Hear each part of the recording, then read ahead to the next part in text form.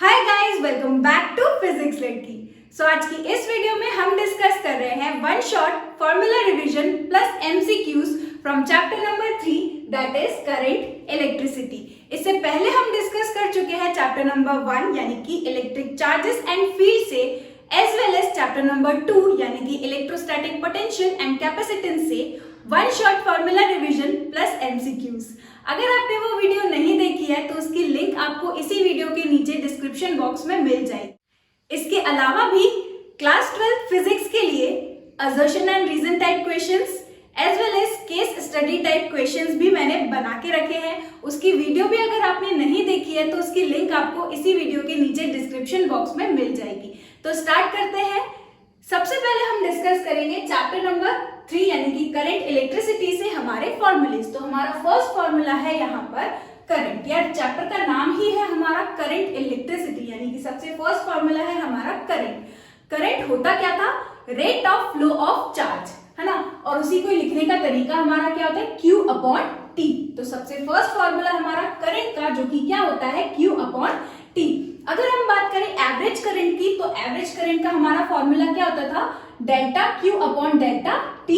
जब हमारे टाइम को अगर हम क्या करें, लिमिट कर दे टेंडिंग टू जीरो, है ना। यहाँ पर अगर हम delta T tending to zero करें तब हम क्या लिख सकते हैं? तब हम इंस्टेंटेनियस करंट बता सकते हैं, किसी टाइम इंस्टेंट पर हम करंट बता सकते हैं और उस करंट को हम बोलते हैं इंस्टेंटेनियस करंट। तो उसके लिए हमारा अब फॉर्मूला क्या बन जाएगा?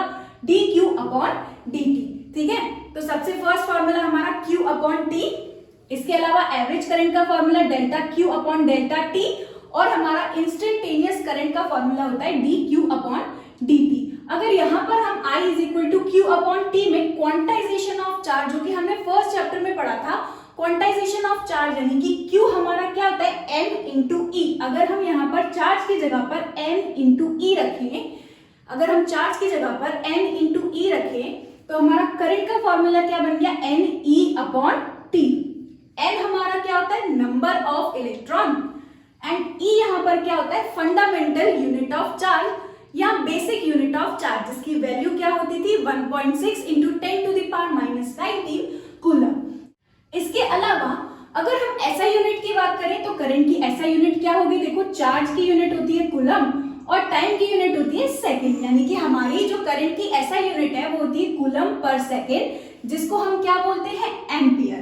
तो अगर हमें 1 एम्पियर करंट डिफाइन करना हो तो 1 एम्पियर करंट हमारा होता क्या है? When 1 coulomb charge flow in a circuit in 1 second, when 1 coulomb charge flow in a conductor in 1 second, तब हमारा करंट कितना होगा? 1 एम्पियर। करंट एक कैसी क्वांटिटी है? स्केलर क्वांटिटी है, ठीक है। और क्योंकि हमारा करंट एक स्केलर क्वांटिटी है, यानी कि हमें पता है करंट का डायरेक्शन भी होता है, लेकिन फिर भी हमारा जो करंट है वो एक स्केलर क्वांटिटी है।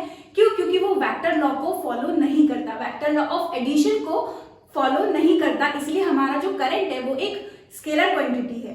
तो अगर करंट के पास डायरेक्शन है, करंट स्केलर क्वांटिटी है, तो अगर हमें डायरेक्शन बताना हो करंट का तो हम किससे उसको रिप्रेजेंट करते हैं? तो हमारा नेक्स्ट फॉर्मूला है करंट डेंसिटी। तो अगर हमें किसी कंडक्टर में करंट का डायरेक्शन बताना है तो हम हेल्प लेते हैं किसकी? करंट डेंसिटी, जिसको हम डिनोट करते हैं J से। और ये जो करंट डेंसिटी है वो होता है एक वेक्टर, यानी कि अब हम करंट को डिनोट कर सकते हैं। अब हम करंट के डायरेक्शन को बता सकते हैं किससे? करंट डेंसिटी से। करंट डेंसिटी का फॉर्मूला क्या होता है हमारा? Current upon area. J का फॉर्मूला यानी कि करंट डेंसिटी का फॉर्मूला हमारा क्या होता है? I upon A। और जब हमारा एरिया वेक्टर, कंडक्टर में जो एरिया वेक्टर है, उस एरिया वेक्टर और करंट के बीच कोई एंगल हो जिसको हम बोलते हैं थीटा, अगर एरिया वेक्टर और करंट के डायरेक्शन के बीच कोई एंगल, तब हम जो करंट डेंसिटी का फॉर्मूला यूज करते हैं वो होता है J is equal to I upon A cos theta. अगर हम यहाँ से करंट डेंसिटी यानी J की SI यूनिट देखें तो देखो, करंट का क्या होता है? एम्पियर और एरिया का क्या होता है? Metre square. तो हमारी डेंसिटी की, करंट डेंसिटी की जो SI यूनिट है वो क्या है? Ampere per metre square. इसके अलावा हम बात करते हैं हमारे थर्ड फॉर्मूले की, जो कि है ड्रिफ्ट वेलोसिटी। ड्रिफ्ट वेलोसिटी को रिप्रेजेंट किया जाता है VD से। इसका सबसे फर्स्ट फॉर्मूला जो कि है वो हमें मिलता है माइनस ई टाउ अपॉन एम। ई यहाँ पर क्या है? फंडामेंटल यूनिट ऑफ चार्ज, या हम बोले basic unit of charge. Capital E यहाँ पर क्या है, इलेक्ट्रिक फील्ड, और एक्सटर्नल इलेक्ट्रिक फील्ड जो कि हमने पास की है जब हमारा चार्ज जो है वो मूव होता था, राइट। एम यहाँ पर क्या है, mass of electron, and tau यहाँ पर क्या होता है, रिलैक्सेशन टाइम। इसके अलावा हमारा ड्रिफ्ट वेलोसिटी का एक और फॉर्मूला हमने निकाला था I इज इक्वल टू अवनी करके। तो हमारा यहाँ से जो ड्रिफ्ट वेलोसिटी का एक और फॉर्मूला है वो क्या हो गया, I अपॉन एन ई ए। यहाँ पर I हमारा क्या हो गया, करंट, N यहाँ पर क्या होता है, नंबर ऑफ इलेक्ट्रॉन्स, E फिर से यहाँ पर क्या होता है, फंडामेंटल यूनिट ऑफ चार्ज, या हम बोले basic unit of charge, A यहाँ पर क्या होता है, एरिया ऑफ कंडक्टर। तो ये दोनों ही फॉर्मूले बहुत इंपॉर्टेंट है, आपको याद रखने हैं, ड्रिफ्ट वेलोसिटी निकालने के लिए काम आ सकते हैं। इसके बाद फोर्थ हमारा फॉर्मूला है मोबिलिटी। मोबिलिटी क्या होता है, it is magnitude of drift velocity upon electric field, या हम बोले it is ratio of magnitude of drift velocity to electric field. इसको हम म्यू से डिनोट करते हैं, मोबिलिटी को म्यू से डिनोट किया जाता है। और यहाँ पर इसका फॉर्मूला देखो क्या बन जाएगा, Vd यानी drift velocity upon electric field E। यहाँ पर अगर हम ड्रिफ्ट वेलोसिटी का फॉर्मूला पुट करें जो कि होता है E टाउ अपॉन m, तो यहाँ पर रखा E tau upon m, E से E जो है हमारा कैंसिल आउट हुआ, तो मोबिलिटी का एक और फॉर्मूला हमें यहाँ से मिल रहा है जो कि है E टाउ अपॉन m। इसके अलावा यहाँ पर ये 10 की पावर -4 मीटर पर सेकेंड हमारा मिस हो गया। ये हमारा क्या होता है, मिनिमम जो हम अज्यूम करते हैं, लगभग हमारी जो ड्रिफ्ट वेलोसिटी होती है वो कितनी आती है, 10 की पावर -4 मीटर पर सेकेंड। जो हमारी ड्रिफ्ट वेलोसिटी होती है किसी कंडक्टर में वो अप्रॉक्स हमारी कितनी होती है, 10 की पावर -4 मीटर पर सेकेंड। तो ये आपको याद रखना है, ठीक है।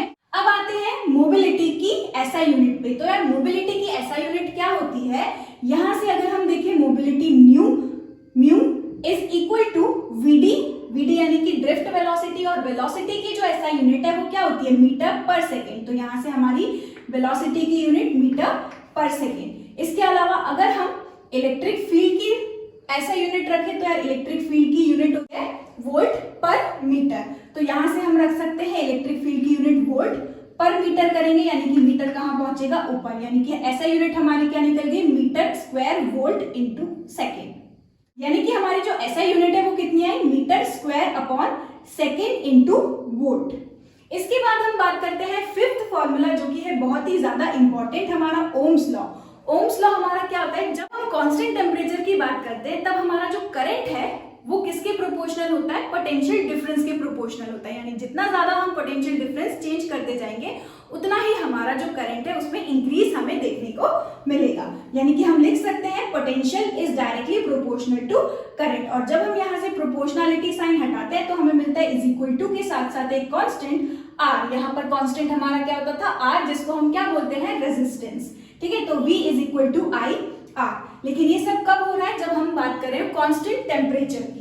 इसके अलावा यहाँ से एक और रिलेशन हमें याद रखना है जो कि होता है J, यानी कि current density is equal to sigma. Sigma यहाँ पर क्या होता है, कंडक्टिविटी, और ये E यहाँ पर क्या होता है, इलेक्ट्रिक फील्ड। इसके बाद हम बात करते हैं सिक्स्थ फॉर्मूले की। सिक्स्थ फॉर्मूला यहाँ पर क्या है, रेजिस्टेंस ऑफ कंडक्टर। तो यहाँ से अगर हम देखें फर्स्ट फॉर्मूला हमारा रेजिस्टेंस ऑफ कंडक्टर जो कि कितना आएगा, V अपॉन I। तो रेजिस्टेंस इज इक्वल टू क्या होता है, V अपॉन I, पहला फॉर्मूला। दूसरा आपने पढ़ा होगा कि जो resistance it is directly proportional to length and inversely proportional to area, तो वहां से लिया हुआ है। और जब कांस्टेंट हमें मिलता है वो मिलता है रेजिस्टिविटी, जिसको हम रो से डिनोट करते हैं। तो यहाँ पर रो L बाय A। तो रेजिस्टेंस का एक और फॉर्मूला हमें मिला, रो L बाय A। इसी के साथ साथ यहाँ पर रेजिस्टेंस का एक और फॉर्मूला हमने पढ़ा था इस चैप्टर में जो कि होता है ML upon N E square tau A। M यहाँ पर क्या होता है, मास ऑफ इलेक्ट्रॉन, L यहाँ पर क्या होता है, लेंथ ऑफ कंडक्टर, N यहाँ पर क्या है, नंबर ऑफ इलेक्ट्रॉन्स, E यहाँ पर वही basic unit of charge, tau यहाँ पर होता है रिलैक्सेशन टाइम, एंड A यहाँ पर क्या होता है, एरिया ऑफ कंडक्टर। तो हमें ये तीनों ही फॉर्मूले याद रखने हैं। इसके बाद है हमारा सेवेंथ फॉर्मूला जो कि है रेजिस्टिविटी, ठीक है। तो रेजिस्टिविटी हमारा क्या होता है, it is inverse of conductivity. जैसे सिग्मा हमारा क्या होता है, कंडक्टिविटी, तो रो का एक सबसे फर्स्ट फॉर्मूला जो कि होता है इनवर्स ऑफ या रेसिप्रोकल ऑफ कंडक्टिविटी, ठीक। यहां से एक और फॉर्मूला इस चैप्टर में हमने रेजिस्टिविटी का पढ़ा था जो कि था M upon N E square tau. फिर से M हमारा mass of the electron, n यहाँ पर क्या होता है, number of electrons, e basic unit of charge and tau relaxation time. ठीक है, तो यहाँ से देखो एक और फॉर्मूला अगर हम देखें तो रो का यहाँ से एक और फॉर्मूला निकल के आएगा जो कि होगा रो इज इक्वल टू RA/L। तो ये भी आपको यहाँ से याद रखना है। ठीक है, रो इज इक्वल टू RA/L। अब देखो यहाँ पर ये जो J is equal to sigma into E है, ये कहाँ से आया होगा, यहाँ पर हमने क्या किया है, V is equal to IR में पोटेंशियल की जगह पर रखा है, पोटेंशियल की जगह पर रखा है E इंटू L, करंट की जगह पर रखा है हमने, करंट की जगह पर रखा है हमने J इंटू A, एंड इसी के साथ साथ यहाँ रेजिस्टेंस की जगह पर हमने लिखा है रो L/A। रेजिस्टेंस की जगह पर हमने लिखा है रो L/A, और ये सारी वैल्यू इसमें V is equal to IR में अगर हम पुट करें तो यहाँ से ये रिलेशन जो है हमारा आ जाएगा J is equal to sigma into E। ठीक है, J is equal to sigma into E relation आ जाएगा। ये सारी वैल्यूज यहाँ पर हम पुट करें, इसी के साथ साथ रेजिस्टिविटी की जगह पर अगर हम 1/सिग्मा रखेंगे तो ये हमारा जो रिलेशन है ये निकल के आ जाएगा। ठीक है, यानी कि रेजिस्टिविटी हमारी, रेजिस्टिविटी के कितने फॉर्मूले हो गए यहाँ पर, 1/सिग्मा is equal to m/NE tau, और रेजिस्टिविटी का एक और फॉर्मूला जो कि है RA/L।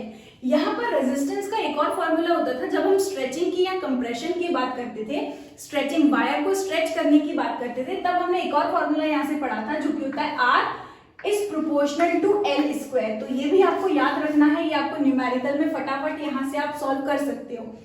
इसके बाद हम बात करते हैं 8th फॉर्मूले की, जो कि होता है टेम्परेचर डिपेंडेंस ऑफ रेजिस्टेंस। हमारा जो मटेरियल का रेजिस्टेंस है वो टेम्परेचर पे डिपेंड करता है। किस तरीके से डिपेंड करता है, ये रिलेशन हमें याद रखना है, जो कि है R2 यानी कि final resistance of material is equal to R1 यानी कि initial resistance of material, bracket में 1 प्लस अल्फा। अल्फा यहाँ पर क्या होता है, कोएफिशिएंट, किसका coefficient, temperature coefficient of resistance. ठीक है, रेजिस्टेंस का कोएफिशिएंट हमारा ये होता है, ब्रैकेट में T2 माइनस T1। तो T2 हमारा क्या है, फाइनल टेम्परेचर, एंड T1 यहाँ पर क्या होता है, इनिशियल टेम्परेचर। अगर हम R1 की बात करें तो R1 हमारा क्या था, रेजिस्टेंस एट टेम्परेचर T1, है ना। यहाँ पर हम टेम्परेचर को जैसे जैसे चेंज कर रहे हैं, मटेरियल का रेजिस्टेंस जो है वो भी चेंज हो रहा है, तो यानी कि ये हमारा जो रिलेशन है ये उसी पर बेस्ड है। अगर हमारा टेम्परेचर मटेरियल का कितना है T1, तब रेजिस्टेंस कितना है R1। जब हमने टेम्परेचर इंक्रीज कर दिया या डिक्रीज कर दिया, यानी कि टेम्परेचर को चेंज करके फाइनल टेम्परेचर अगर हमारा कितना है T2, तब मटेरियल का जो रेजिस्टेंस है वो कितना है R2। तो इस तरीके से हम मटेरियल का R2 यानी कि फाइनल रेजिस्टेंस जो है वो इस फॉर्मूले से निकाल सकते हैं। ठीक है, तो आपको ये फॉर्मूला याद रखना है। क्वेश्चन आते हैं, यहाँ से न्यूमेरिकल बनते हैं, अल्फा की वैल्यू पूछी जाती है या फिर सीधा सीधा आपसे रेजिस्टेंस पूछ लिया जाता है या टेम्परेचर पूछ लिया जाता है। ठीक है, इसके अलावा अगर हम बात करें कंडक्टर्स, इंसुलेटर्स, सेमीकंडक्टर्स या फिर अलॉय की, तो इसमें अगर हम टेम्परेचर को इंक्रीज करें तो रेजिस्टेंस और रेजिस्टिविटी पे क्या फर्क पड़ता है। जब हम टेम्परेचर को इंक्रीज करते हैं तो रेजिस्टेंस जो है कंडक्टर का वो भी क्या हो जाता है, इंक्रीज हो जाता है। टेम्परेचर बढ़ाएंगे तो रेजिस्टेंस जो है वो भी बढ़ जाएगा। अगर हम बात करें इंसुलेटर्स या सेमीकंडक्टर्स की, तो इंसुलेटर में अगर हम टेम्परेचर बढ़ा रहे हैं, टेम्परेचर को इंक्रीज कर रहे हैं, तो रेजिस्टेंस या रेजिस्टिविटी दोनों ही क्या होगा, यहाँ पर डिक्रीज होता है। कंडक्टर, मेटल्स वगैरह के केस में टेम्परेचर बढ़ाने में रेजिस्टेंस एंड रेजिस्टिविटी इंक्रीज होती है, और इंसुलेटर, सेमीकंडक्टर के केस में टेम्परेचर बढ़ाने पे रेजिस्टेंस और रेजिस्टिविटी डिक्रीज होती है। अगर हम बात करें अलॉय की, यानी कि मैंगनीज, कांस्टेंट, ऐसे मटेरियल जिनका रेजिस्टिविटी कैसा होता है, लगभग कांस्टेंट होता है।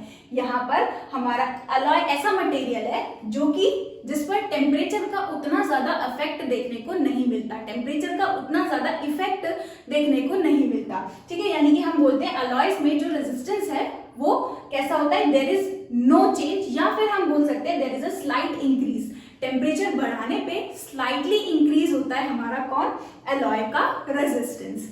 इसके बाद आते हैं हम हमारे 9th फॉर्मूले में, जो कि है टेम्परेचर कोएफिशिएंट। तो टेम्परेचर कोएफिशिएंट जिसको हम अल्फा से डिनोट करते हैं, यहाँ से अगर हम देखें तो अल्फा इज इक्वल टू क्या आएगा, R2 minus R1 upon R1 T2 minus T1। ठीक है, तो यहाँ से कुछ इस तरीके से हमारा इस इस फॉर्मूले को ही यूज करके यहाँ पर हमने अल्फा के लिए फॉर्मूला लिखा है, जो कि है R2 minus R1 upon R1 bracket में T2 माइनस T1।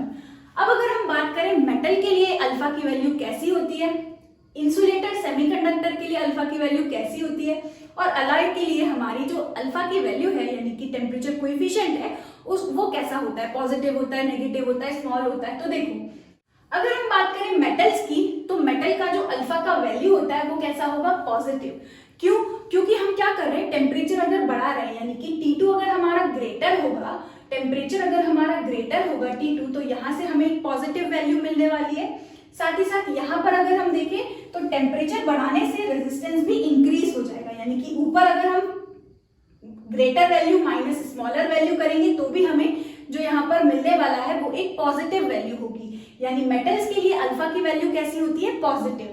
अगर हम बात करें इंसुलेटर और सेमीकंडक्टर की, तो अभी हमने देखा टेम्परेचर बढ़ाने पे, टेम्परेचर इंक्रीज करने पे जो हमारा रेजिस्टेंस या रेजिस्टिविटी है सेमीकंडक्टर और इंसुलेटर्स के लिए वो क्या हो जाता है, डिक्रीज हो जाता है। अगर हम यहाँ देखें टेम्परेचर इंक्रीज कर रहे हैं यानी कि नीचे से तो हमारी पॉजिटिव वैल्यू आएगी, ऊपर हमारा देखें हम तो रेजिस्टेंस डिक्रीज कर रहा है, यानी कि इस बार हमारा जो R2 होगा वो कैसा होगा, कम होगा, और R1 कैसा होगा, ज्यादा होगा। किसके केस में, इंसुलेटर या फिर सेमीकंडक्टर के केस में। तो ऊपर से जो हमें वैल्यू मिलेगी वो कैसी होगी, नेगेटिव वैल्यू होगी, यानी अल्फा की वैल्यू कैसी हो जाएगी, negative for insulators and semiconductors. इसके बाद अगर हम बात करें अलॉय की, तो अलॉय के लिए हमने देखा अभी रेजिस्टेंस या रेजिस्टिविटी पर उतना फर्क नहीं पड़ता है, बहुत स्लाइट इंक्रीज होता है। तो क्योंकि यहाँ स्लाइट इंक्रीज हो रहा है, टेम्परेचर इंक्रीज करने पे स्लाइट इंक्रीज हो रहा है, इसलिए हमने लिखा है पॉजिटिव, और इसकी जो वैल्यू होती है बहुत स्मॉल होती है, क्योंकि हम यहाँ बोल रहे हैं ना स्लाइट इंक्रीज हो रहा है। तो जो चेंज यहाँ पर हमें मिलेगा, जो अल्फा की वैल्यू होगी वो कैसी होगी, पॉजिटिव होगी, इसी के साथ साथ बहुत ही स्मॉल होगी, है ना, बहुत छोटी होगी। इसके बाद हम आते हैं 10th फॉर्मूले पे, जो कि है कंडक्टेंस एंड कंडक्टिविटी। तो यार रेजिस्टेंस हमारा क्या होता है, यहाँ से रेजिस्टेंस हमारा क्या होता है, V अपॉन I। रेजिस्टेंस का रेसिप्रोकल हमारा क्या होता है, कंडक्टेंस। रेजिस्टेंस क्या करता है, करंट को, रेजिस्टेंस मतलब क्या, टू रेजिस्ट करंट, करंट को वो क्या करेगा, रोकेगा, है ना। कंडक्टेंस यानी कि यहाँ पर ये इसका रेसिप्रोकल हो गया, रेजिस्टेंस मतलब करंट को रोकेगा, कंडक्टेंस मतलब क्या, रेसिप्रोकल ऑफ रेजिस्टेंस। तो हम यहाँ पर लिख सकते हैं कंडक्टेंस को डिनोट किया जाता है कैपिटल G से, ये होता है क्या, रेसिप्रोकल ऑफ रेजिस्टेंस। अगर हमारी रेजिस्टेंस की यूनिट की हम बात करें, जो कि यहाँ रह गई थी, तो रेजिस्टेंस की यूनिट क्या होती है, ओम। कंडक्टेंस की यूनिट यहाँ पर क्या हो जाएगी, ओम इनवर्स। इसके बाद कंडक्टिविटी, तो कंडक्टिविटी हमारा क्या होता है, रेसिप्रोकल ऑफ रेजिस्टिविटी। तो देखो यहाँ रेजिस्टिविटी हमने पढ़ा, ये क्या होता है, reciprocal of conductivity. Same conductivity हमारा क्या हो जाएगा, रेसिप्रोकल ऑफ रेजिस्टिविटी, ठीक है। और रेजिस्टिविटी की यूनिट अगर हम देखें तो ये होती है ओम इंटू मीटर। देखो यहाँ से रेजिस्टेंस की यूनिट ओम, एरिया की यूनिट मीटर स्क्वायर, और लेंथ की यूनिट मीटर। तो 1 मीटर से मीटर कैंसिल, हमारी रेजिस्टिविटी की ऐसा यूनिट क्या है, ओम मीटर। तो यार अगर रेजिस्टिविटी की यूनिट है ओम मीटर, तो यहाँ से कंडक्टिविटी की यूनिट क्या हो जाएगी, ओम इनवर्स मीटर इनवर्स, ठीक है, या 1 अपॉन ओम मीटर। और यहाँ पर ये जो ओम इनवर्स है इसको बोला जाता है साइमन। ये जो ओम इनवर्स है यहाँ पर इसको बोला जाता है साइमन। 11th फॉर्मूला जो कि कॉम्बिनेशन ऑफ रेजिस्टर। हाँ, ये टॉपिक जो है ये हमारा कट चुका है, ये जो टॉपिक है हमारा ये कट चुका है, लेकिन यहाँ पर ये बहुत ही बेसिक चीजें जो कि आप लोगों ने 10th स्टैंडर्ड में पढ़ी हुई है, इसीलिए यहाँ पर हम सिर्फ इसको रिवाइज कर रहे हैं। बहुत ही जनरल चीज है जो ऑलरेडी आप पढ़ चुके हो और आपको पता भी होगा, ठीक है। तो सीरीज में अगर हम रेजिस्टर को कनेक्ट करते हैं, n रेजिस्टर अगर हमारी सीरीज में कनेक्ट है और उसके लिए अगर हमें इक्विवेलेंट रेजिस्टेंस निकालना हो, तो उसका क्या फॉर्मूला होता है, R equivalent is equal to R1 plus R2 plus R3 plus R4 up to Rn, ठीक है। इस तरीके से सिंपली हम ऐड कर देते हैं। अगर हमारे पास रेजिस्टेंस कुछ पैरेलल कनेक्टेड है across battery having voltage V, तो हमारा जो इक्विवेलेंट रेजिस्टेंस है वो हम कैसे फाइंड करते हैं, 1 upon R equivalent is equal to 1 upon R1 plus 1 upon R2 plus 1 upon R3 plus so on up to 1 upon Rn। इसके बाद अगर हमारे पास n सिमिलर टाइप के रेजिस्टर्स लगे हुए हैं, तो सीरीज के लिए फॉर्मूला क्या हो जाएगा, n इंटू R। और अगर हमारे पास सिमिलर टाइप के रेजिस्टर कनेक्टेड है पैरेलल में, तो उसके लिए फॉर्मूला हमारा आर इक्विवेलेंट के लिए यानी कि नेट रेजिस्टेंस के लिए जो फॉर्मूला होगा वो होगा आर अपॉन एन। इसके बाद है हमारा 12th फॉर्मूला जो कि है टर्मिनल वोल्टेज या टर्मिनल पोटेंशियल डिफरेंस। ठीक है, टर्मिनल वोल्टेज या टर्मिनल पोटेंशियल डिफरेंस ये होता है हमारा V is equal to E minus I R. यहाँ पर ये डेल्टा V हमारा क्या है, terminal voltage is equal to E, यहाँ पर क्या होता है ईएमएफ, ई हमारा होता है ईएमएफ, आई हमारा यहाँ पर क्या है करंट जो कि उस सर्किट में फ्लो हो रहा है, एंड आर हमारा क्या होता है internal resistance of cell, internal resistance of cell.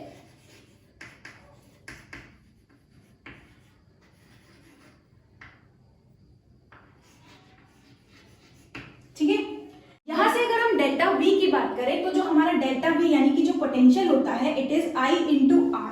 तो यहां पर अगर हम पुट करें I into R is equal to E minus I R, तो यहां से हमें एक करंट का बहुत ही इंपॉर्टेंट फॉर्मूला मिलता है, न्यूमेरिकल में हमें काम आएगा, जो कि होता है I is equal to E upon R plus R. तो ये फॉर्मूला भी आपको यहाँ पर याद रखना है कि जो करंट है वो कितना हो जाएगा E upon R plus are.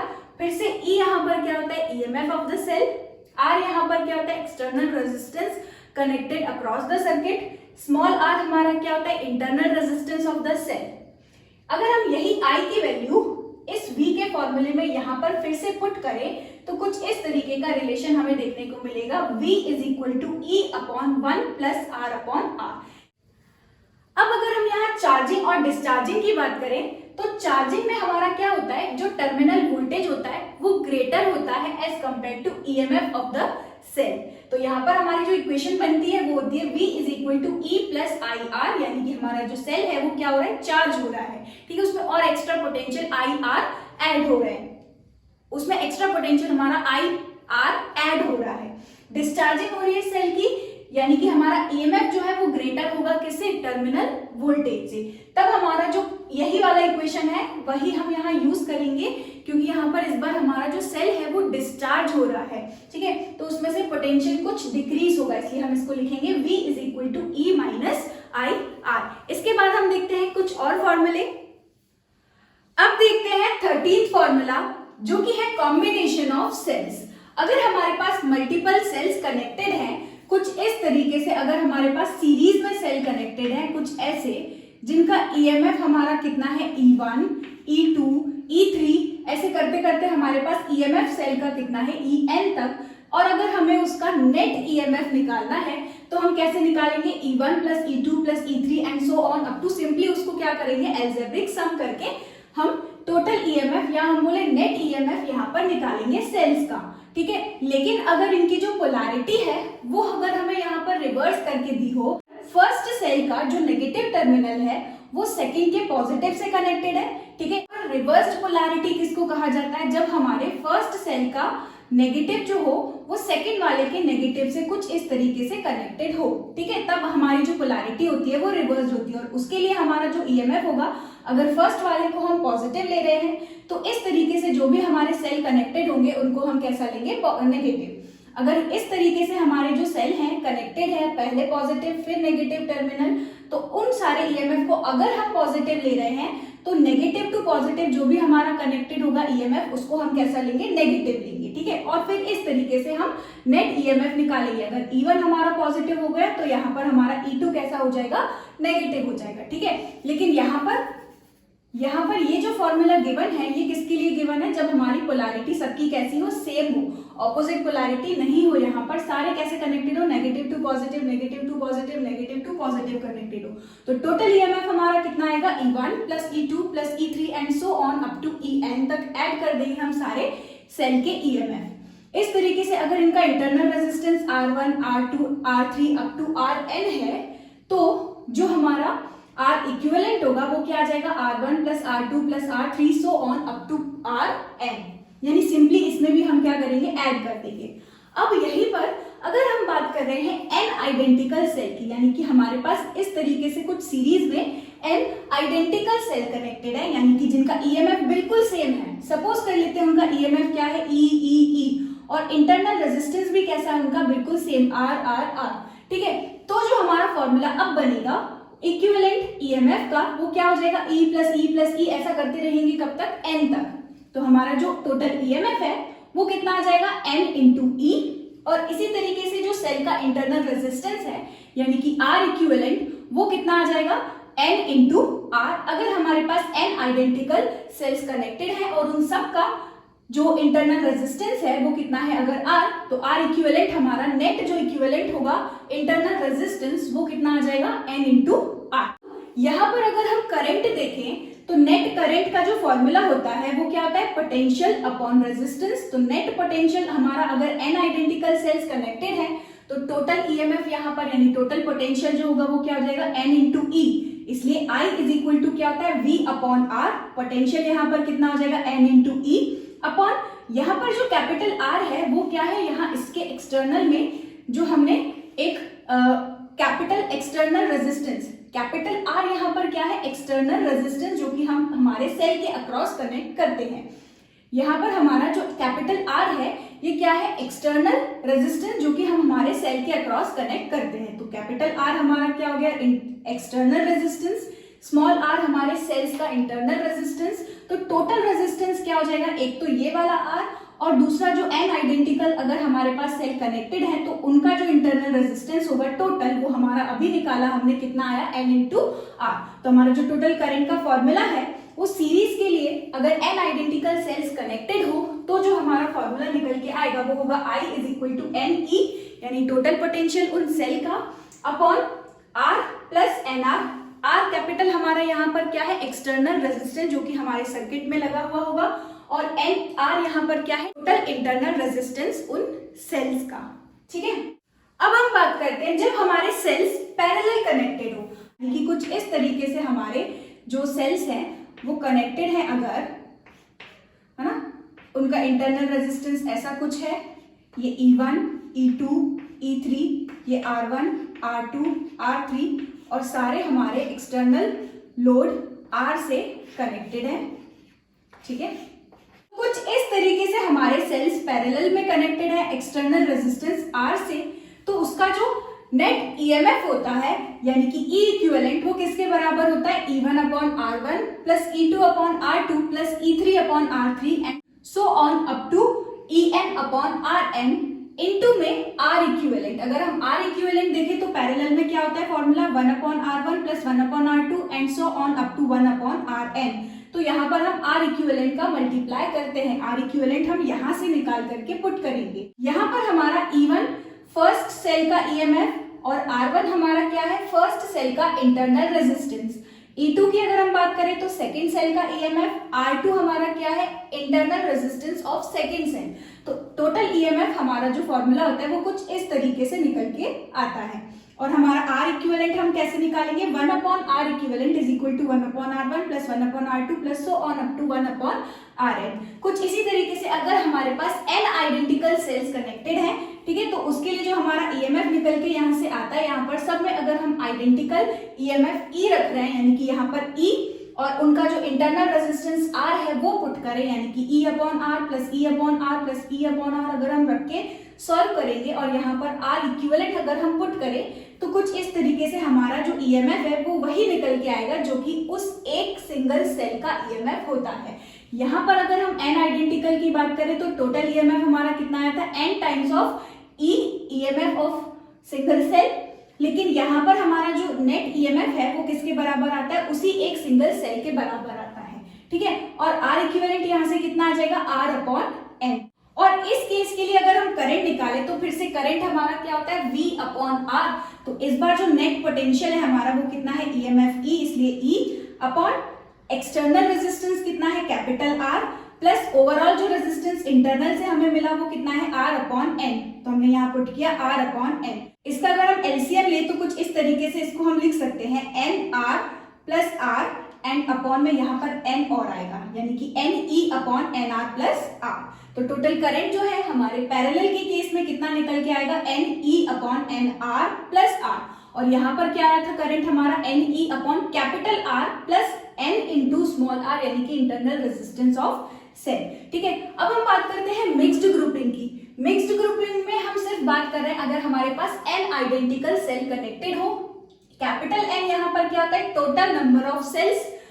N हमारे यहाँ पर क्या है, नंबर ऑफ सेल्स जो कि हमारे सीरीज में कनेक्ट होते हैं, और M हमारे क्या होते हैं, ऐसे सेल्स जो कि हमारे सारे पैरेलल में हमने कनेक्ट किए हो। ठीक है, तो ये हो गया हमारा total number of cells capital N। अगर हम EMF की बात करें तो जो टोटल EMF यहाँ से मिक्स्ड ग्रुपिंग में निकल के आता है वो कितना होता है, N इंटू E। और यहाँ से अगर हम R इक्विवेलेंट देखें तो R इक्विवेलेंट क्या निकल के आएगा, NR अपॉन M। ठीक है, अब यहाँ पर अगर हम बात करें करंट की, तो करंट हमारा फिर से क्या होता है, net EMF upon total resistance in the circuit. तो नेट EMF कितना है, N इंटू E, इसलिए N इंटू E अपॉन में यहाँ पर क्या आएगा, एक्सटर्नल रेजिस्टेंस, फिर से यहाँ पर कितना कनेक्ट करते हैं, R, प्लस यहाँ से कितना आया, N इंटू R अपॉन में जो M था वो LCM से यहाँ पर भी आया है, और यहाँ से सॉल्व होकर के वो कहाँ पहुंचा है, ऊपर। यानी कि करंट का फॉर्मूला यहाँ से क्या निकलेगा, MNE upon MR plus NR। अब यहाँ पर इसकी एक कंडीशन होती है, वो ये कि अगर हमें यहाँ से करंट मैक्सिमम चाहिए तो हमारी जो internal resistance, total internal resistance होगा उस पूरी ग्रुपिंग जो हमने मिक्स्ड ग्रुपिंग यहाँ पर की है, उसका जो टोटल इंटरनल रेजिस्टेंस होगा वो किसके बराबर आना चाहिए, एक्सटर्नल रेजिस्टेंस के बराबर। अगर हमारा टोटल एक्सटर्नल रेजिस्टेंस जो है वो किसके बराबर होगा, total internal resistance in the circuit, तो हमारा जो करंट होगा उस सर्किट में वो कैसा होगा, मैक्सिमम। तो अगर हम कैपिटल R की जगह पर यहाँ पर NR अपॉन M रखें, है ना, टोटल R की जगह पर हम NR अपॉन M रखें, तो यहाँ से देखो कुछ इस तरीके से बचेगा, ME अपॉन 2R, यानी कि मैक्सिमम करंट जो है वो कितना निकल के आएगा, ME अपॉन 2R। इसके बाद है 14th हमारा किरचॉफ रूल। किरचॉफ रूल में सबसे फर्स्ट रूल जो होता था वो हमारा क्या होता था, जंक्शन रूल, जिसको हम बोलते थे जंक्शन रूल या फिर किरचॉफ करंट लॉ।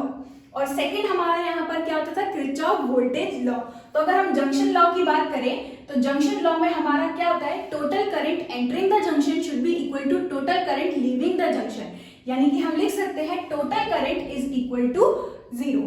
ठीक है, एंड उसके बाद सेकंड जो हमारा होता था वोल्टेज लॉ, जिसको हम बोलते थे किरचॉफ वोल्टेज लॉ, वो यहाँ पर क्या हो जाएगा, total potential difference should be equal to 0। और अगर यहाँ पर हम पोटेंशियल डिफरेंस रखें तो क्या इसको हम ऐसे लिख सकते हैं, E माइनस आई आर, और यहाँ इज इक्वल टू 0।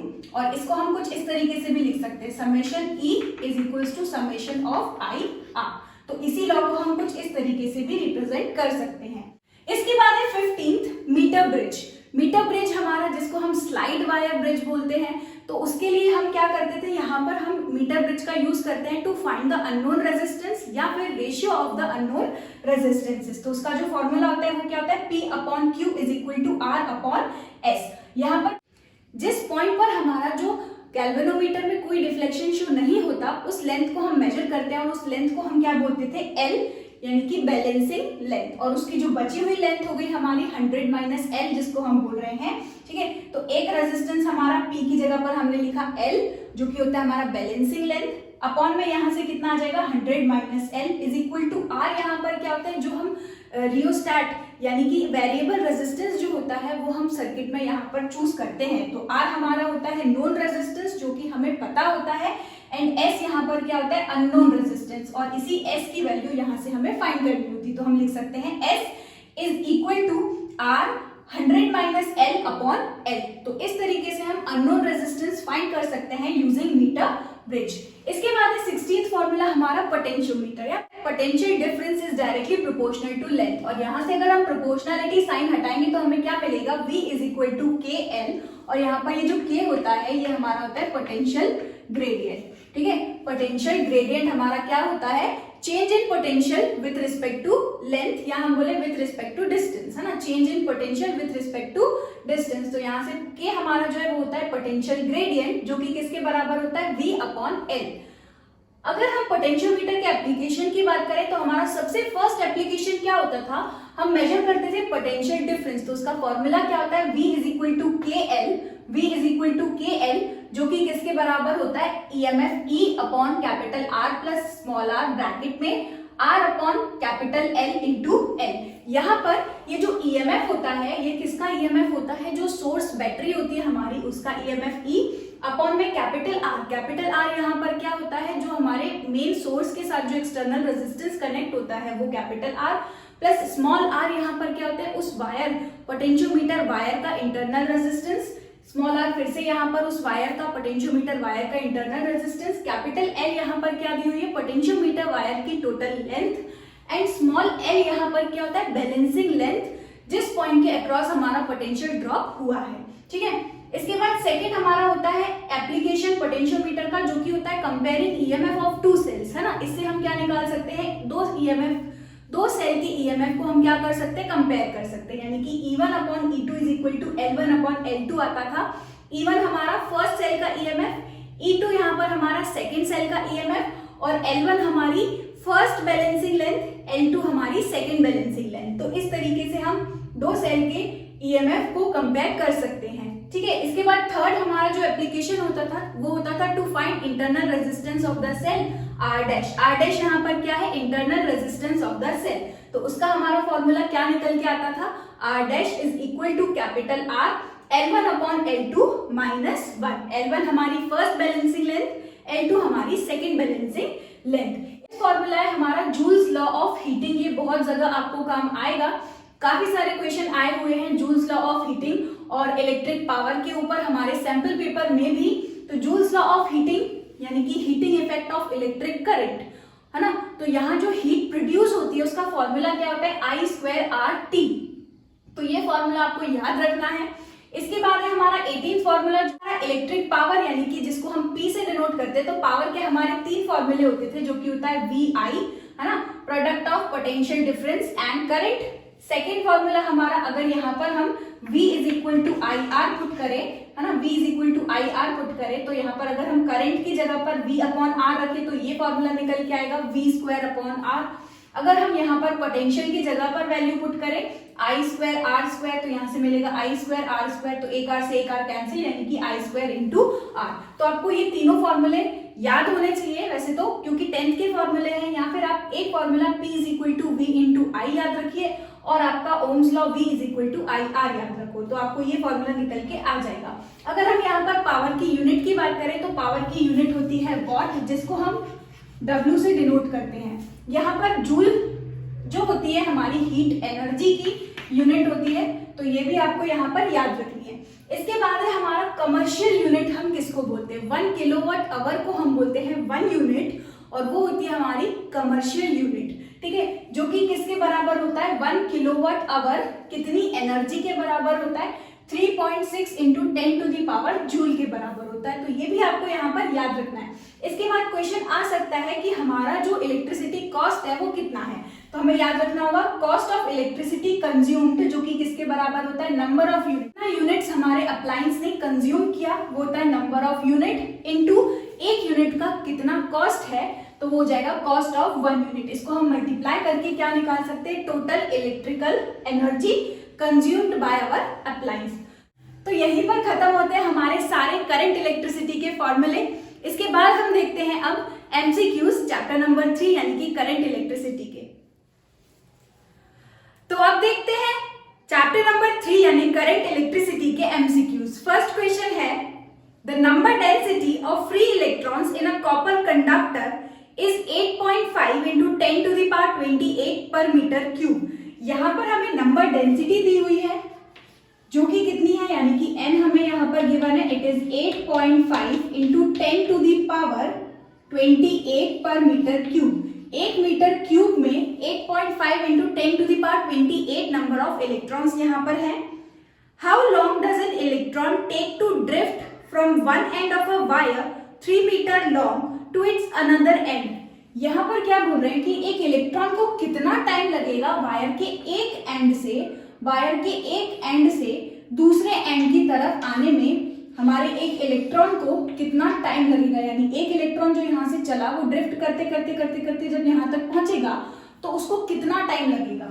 ठीक है, अगर हमारी वायर की लेंथ कितनी दी हुई है, हमें 3 मीटर, एंड देखते हैं और क्या यहाँ पर गिवन है, the area of cross section of the wire is 2.0 into 10 to the power -6 metre square. तो यहाँ पर एरिया जो है वायर का वो भी गिवन है। एरिया कितना है 2.0 into 10 to the power -6 metre square and is carrying a current of 3 ampere. Current कितना है यहाँ पर 3 एम्पियर।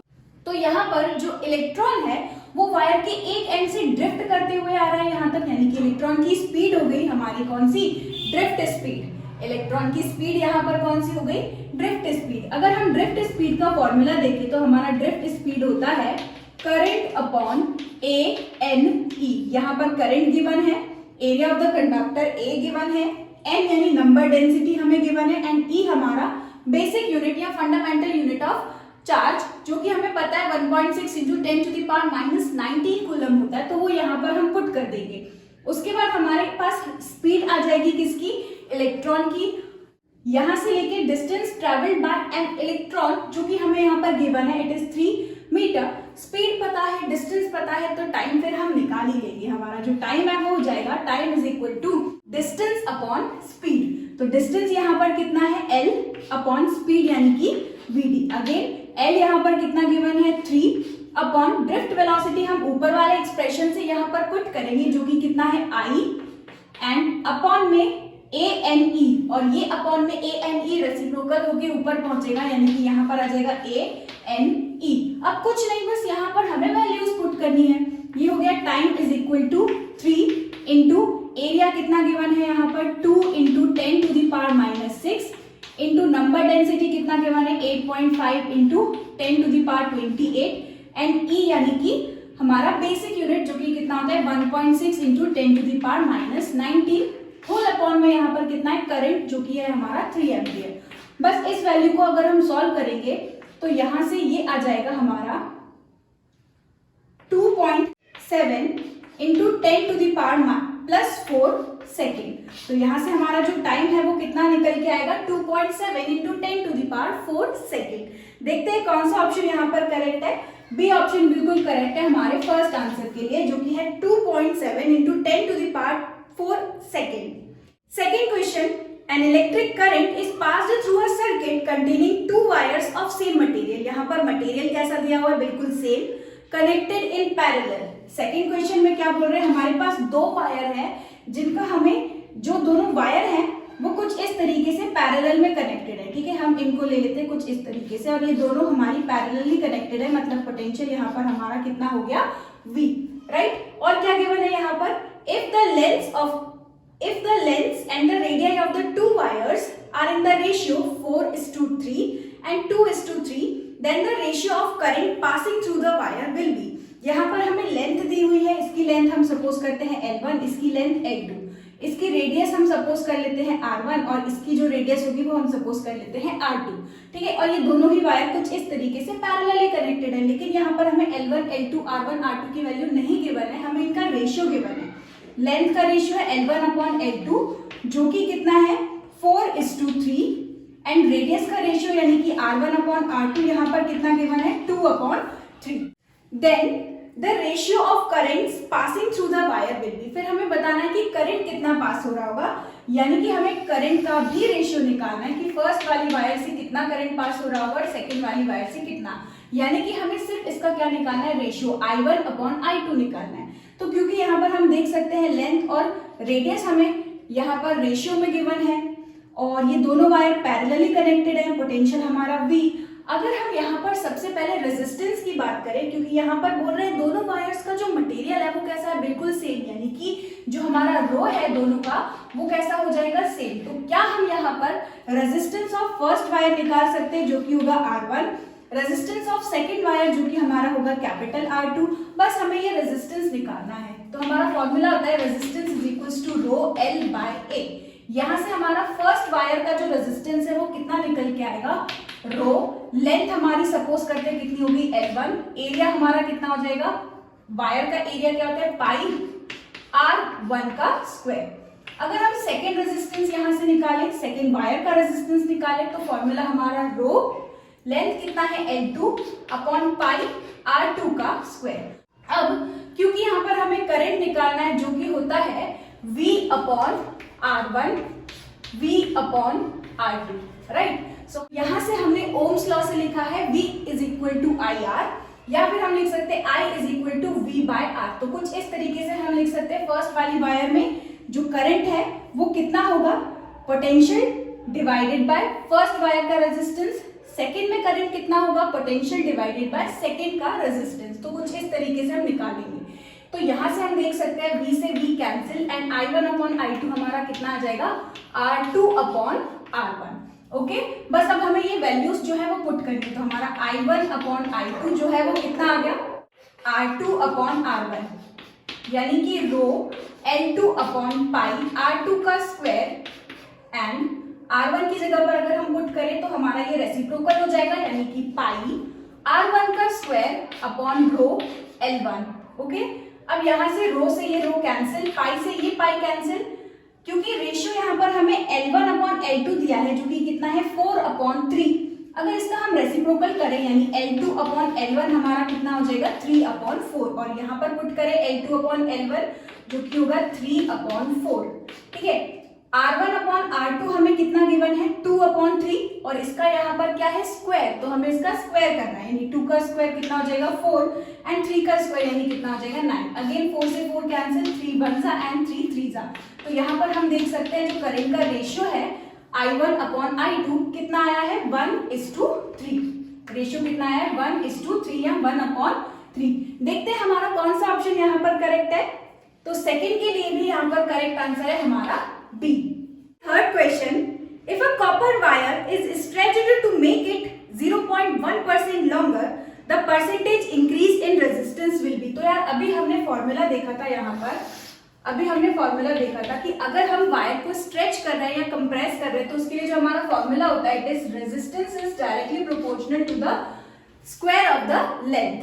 ठीक है, अब यहाँ पर अगर हमें यहाँ पर परसेंटेज इंक्रीज दिया है, अगर हमने कॉपर वायर को 0.1% तक लॉन्ग कर दिया, ठीक है, तो हमें बताना है कि परसेंटेज इंक्रीज इन रेजिस्टेंस कितना होगा। तो ये तो बहुत सिंपल है। ठीक है, अगर इसको हमें फास्ट सॉल्व करना है तो हम कुछ इस तरीके से करेंगे। हमें पता है relation resistance is directly proportional to the square of the length. अगर इसको हम पार्शियली डिफरेंशिएट करें तो यहां से हमें मिलने वाला है dr upon r is equal to 2dl upon l। इसको हमने क्या किया है पार्शियली डिफरेंशिएट किया, तो कुछ इस तरीके का रिजल्ट हमें देखने को मिला। अब अगर हम दोनों तरफ क्या करें 100 का मल्टीप्लाई करें, क्योंकि हमें क्या निकालना है ये चेंज इन रेजिस्टेंस हमें निकालना है, लेकिन वो भी कैसा परसेंट में, कि हमने कितना परसेंट यहाँ पर इंक्रीज करा रेजिस्टेंस को। तो कुछ इस तरीके से हमने दोनों तरफ 100 का मल्टीप्लाई किया। अब यहाँ पर change in length upon original length into 100, ये तो ऑलरेडी हमें गिवन है जो कि कितना है 0.1, यानी कि 2 इंटू 0.1 हमारा कितना आ जाएगा 0.02%। तो इस तरीके से आप फटाफट सॉल्व कर सकते हो इसको।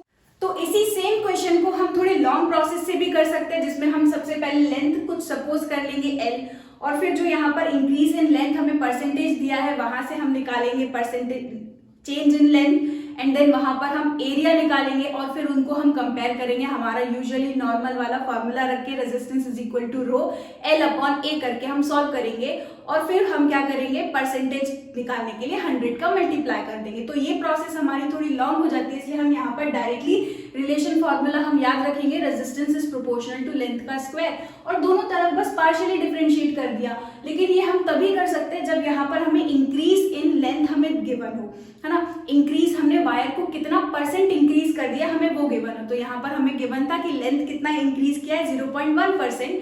तो कुछ इस तरीके से हम इसको फटाफट सॉल्व कर सकते हैं। देखते हैं कौन सा ऑप्शन यहाँ पर करेक्ट है। It is option number first 0.2%। ठीक है, फोर्थ क्वेश्चन है अ 5 degree Celsius rise in temperature is observed in a conductor by passing a current. किसी कंडक्टर में हमने कोई करंट पास किया, तब जो वायर का जो टेम्परेचर है वो मेजर होकर हमें कितना मिला है 5 डिग्री सेल्सियस।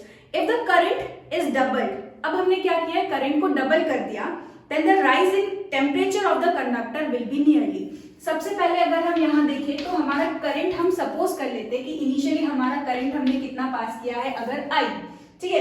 अब जब हमारा करंट I था तब टेम्परेचर में इंक्रीज कितना हुआ 5 डिग्री सेल्सियस। अब लेकिन करंट को हमने क्या कर दिया है, डबल कर दिया, यानी कि 2I कर दिया, तो हमें बताना है टेम्परेचर जो है वो कितना होगा। ठीक, अगर हम यहाँ पर देखें तो यार जितना ज्यादा हम करंट पास करेंगे उतना ही ज्यादा हीट प्रोड्यूस होगा, उतना ही ज्यादा हीट प्रोड्यूस होगा, उतना ही ज्यादा हमारा मटेरियल में चेंज इन टेम्परेचर आएगा, राइट। तो यहाँ पर हम रिलेशन कौन सा यूज करेंगे, हमारा एनर्जी का, heat is equal to I²RT। जितना ज्यादा हम करंट पास करेंगे हमारे सर्किट में उतना ही ज्यादा वहां पर हीटिंग होगी, उतना ही ज्यादा हमारी एनर्जी कंज्यूम होगी। ठीक है, तो हमने लिखा है heating is equal to H is equal to I²RT, हमारा heating effect of electric current से।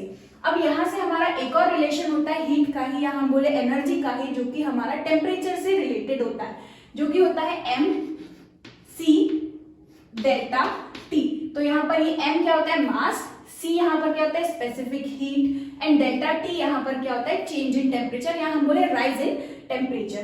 तो यहाँ से अगर हम देखें तो resistance R, T, M and C ये सारे हमारे क्या हो गए, कांस्टेंट। तो हमें मिलेगा I² is proportional to rise in temperature, यानी कि डेल्टा T। तो यहाँ पर हमारा करंट और टेम्परेचर ही पूछा था और उसके लिए हमने रिलेशन निकाल लिया, बाकी सब यहाँ पर कैसा रहेगा, कांस्टेंट। तो अगर हम यहाँ पर अब डायरेक्टली पुट करें तो एक इक्वेशन हमारी तो ये बन रही होगी, I² इज इक्वल टू कितना है, 5 डिग्री सेल्सियस है, 5 डिग्री राइज इन टेम्परेचर है, तो हमने लिखा I² इज इक्वल टू 5। ठीक है, इसके बाद करंट को हमने क्या किया, डबल कर दिया, तो यहाँ पर ये फॉर्मूला वापस यूज करेंगे, तो हम लिखेंगे I2I का स्क्वायर इज इक्वल टू, अब हमें टेम्परेचर बताना है तो हम इसको सपोज कर लेते हैं। अच्छा, प्रोपोर्शनलिटी साइन हटाएंगे तो हमें कांस्टेंट मिलेगा, सपोज कर लेते हैं कांस्टेंट K है, सपोज कर लेते हैं कांस्टेंट K, हमारा कांस्टेंट कितना है K।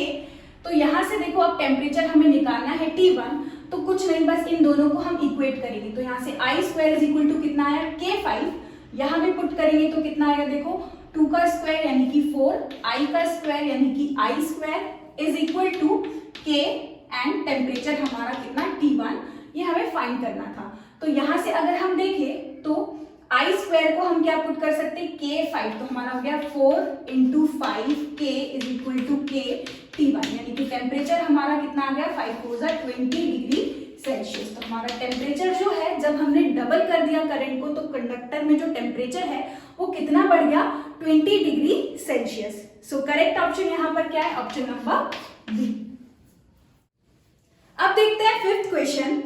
3 resistors having values R1, R2, R3 are connected in series to a battery। कुछ इस तरीके से R1, R2 एंड R3 हमारे कनेक्टेड है सीरीज में एक बैटरी से।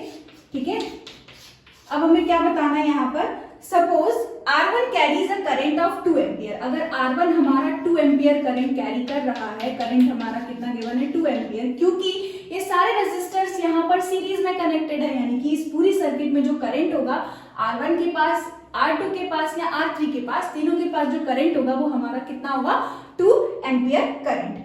अब यहाँ पर क्या बोल रहे हैं, R2 has a resistance of 3 ohm. R2 के पास जो रेजिस्टेंस है वो कितना है, 3 ohm, and R3 डेसिपेट्स 6 what power. यहाँ पर हमारा R3 के पास रेजिस्टेंस नहीं गिवन है, क्या गिवन है, पावर।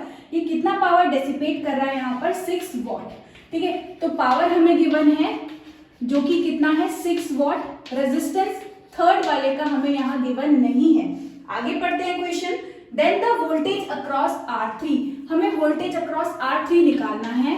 तो यार वोल्टेज अक्रॉस R3 हमारा क्या हो जाएगा, V is equal to I R होता है, यानी कि हम लिखेंगे V3 is equal to I R 3। ना ही हमें यहाँ पर रेजिस्टेंस गिवन है, ना ही हमें यहाँ पर पोटेंशियल गिवन है। पोटेंशियल पूछा है लेकिन रेजिस्टेंस सबसे पहले यहाँ पर हमें कैलकुलेट करना होगा, क्योंकि करंट हमारा कितना है, I, पावर हमें गिवन है, करंट हमें गिवन है। तो यार हमने पावर का एक फॉर्मूला पढ़ा है जिसमें करंट और रेजिस्टेंस का रिलेशन होता है, power is equal to I²R। So power यहाँ पर कितना गिवन है, 6, करंट कितना गिवन है, 2 एम्पियर, 2 का स्क्वायर करेंगे तो कितना आएगा, 4 एंड R। सो यहाँ से हमारा जो R3 है वो कितना आ गया, 3/2। R3 की वैल्यू कितनी आई है, 3/2। कुछ नहीं, बस इस वाली वैल्यू में अब हम पुट कर देंगे। करंट कितना है, 2, R3 हमारा कितना है, 3/2। सो हमारा आंसर कितना आ गया, 3 वोल्ट। तो R3 के पास जो पोटेंशियल होगा वो कितना होगा, 3 वोल्ट। आंसर है यहाँ पर option number C. Figure shows 2 volt potentiometer used for for determination of internal resistance of 1.5 volt cell, balance point of the cell in open circuit is 76.3 centimeter.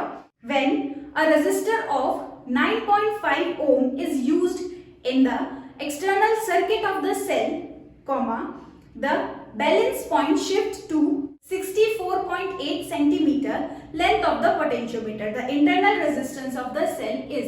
तो ये जो क्वेश्चन है हमारा, ये बेस्ड है हमारे पोटेंशियोमीटर के एप्लीकेशन पे, जो कि है हमारा एप्लीकेशन नंबर 3rd। तो हमारा यहाँ पर जो फॉर्मूला यूज होगा इंटरनल रेजिस्टेंस फाइंड करने का, वो क्या होता है, small r is equal to capital R L1 upon L2 minus 1। तो यहाँ पर सारी वैल्यूज गिवन है। एक्सटर्नल रेजिस्टेंस हमारा कितना गिवन है यहाँ पर 9.5 ओम। बैलेंसिंग लेंथ हमारी जो फर्स्ट यहाँ पर यानी कि L1 गिवन है, इट इज 76.3 सेंटीमीटर। L2 यहाँ पर हमें कितना गिवन है 64.8 सेंटीमीटर। ये सारी वैल्यूज बस हमें यहाँ पर पुट करनी है और एलसीएम लेके इसको सॉल्व करना है। तो ये क्वेश्चन यहाँ पर मैं स्किप कर रही हूँ, इसका आंसर मुझे आप नीचे कमेंट बॉक्स में कमेंट कर बताना कि कितना आंसर आपका आया। 7th क्वेश्चन है, two cells of EMF approximately 5 volt and 10 volt are to be accurately compared using a potentiometer of length 400 centimeter. A, the battery that runs the potentiometer should have a voltage of 8 volt. The battery of potentiometer can have a voltage of 15 volt and are adjusted so that the potential drop across the wire slightly exceeds 10 volt. The first portion of 50 centimeter of wire itself should have a potential drop of 10 volt. Potentiometer is usually used for comparing resistances and not voltages. तो यहाँ पर हमारा जो C और D है वो बिल्कुल ही गलत है, क्योंकि ऐसा हमने कुछ पढ़ा नहीं है। सबसे पहली चीज, अगर हम A की बात करें तो यहाँ पर the battery that runs the potentiometer should have a voltage of 8 volt. यहाँ पर अगर हम देखें तो हमारा 2 EMF है यहाँ पर 7th क्वेश्चन में। EMF एक हमें गिवन है 5 वोल्ट एंड दूसरा हमारा 10 वोल्ट। तो जो हमारा सोर्स EMF होता है उस सोर्स EMF का इस 10 वोल्ट से ज्यादा पोटेंशियल होना चाहिए। तो हमारा ए ऑप्शन यहाँ पर कैसा हो गया, रॉन्ग हो गया, फॉल्स हो गया। क्यों? क्योंकि यहाँ बोल रहे हैं battery that runs the potentiometer, यानी कि जो सोर्स EMF है हमारा, जो सोर्स बैटरी है हमारी जिसकी वजह से हमारा पोटेंशियोमीटर काम कर रहा है, उसका पोटेंशियल हमने पढ़ा है कैसा होना चाहिए, हाई होना चाहिए। उसका EMF कैसा होना चाहिए, ज्यादा होना चाहिए। अगर EMF सोर्स का ज्यादा नहीं रहा, अगर EMF जो है सोर्स का ज्यादा नहीं रहा तो हमें बैलेंसिंग लेंथ जो है वो कभी मिलेगा ही नहीं, बैलेंसिंग पॉइंट जो है वो हमें कभी मिलेगा ही नहीं। यानी कि यहाँ पर हमारा जो फर्स्ट ऑप्शन है वो कैसा हो गया, रॉन्ग हो गया, क्योंकि यहाँ पर गिवन है कि बैटरी का पोटेंशियल कितना होगा 8 वोल्ट। तो 8 वोल्ट तो हमारे एक EMF से ही कम हो गया।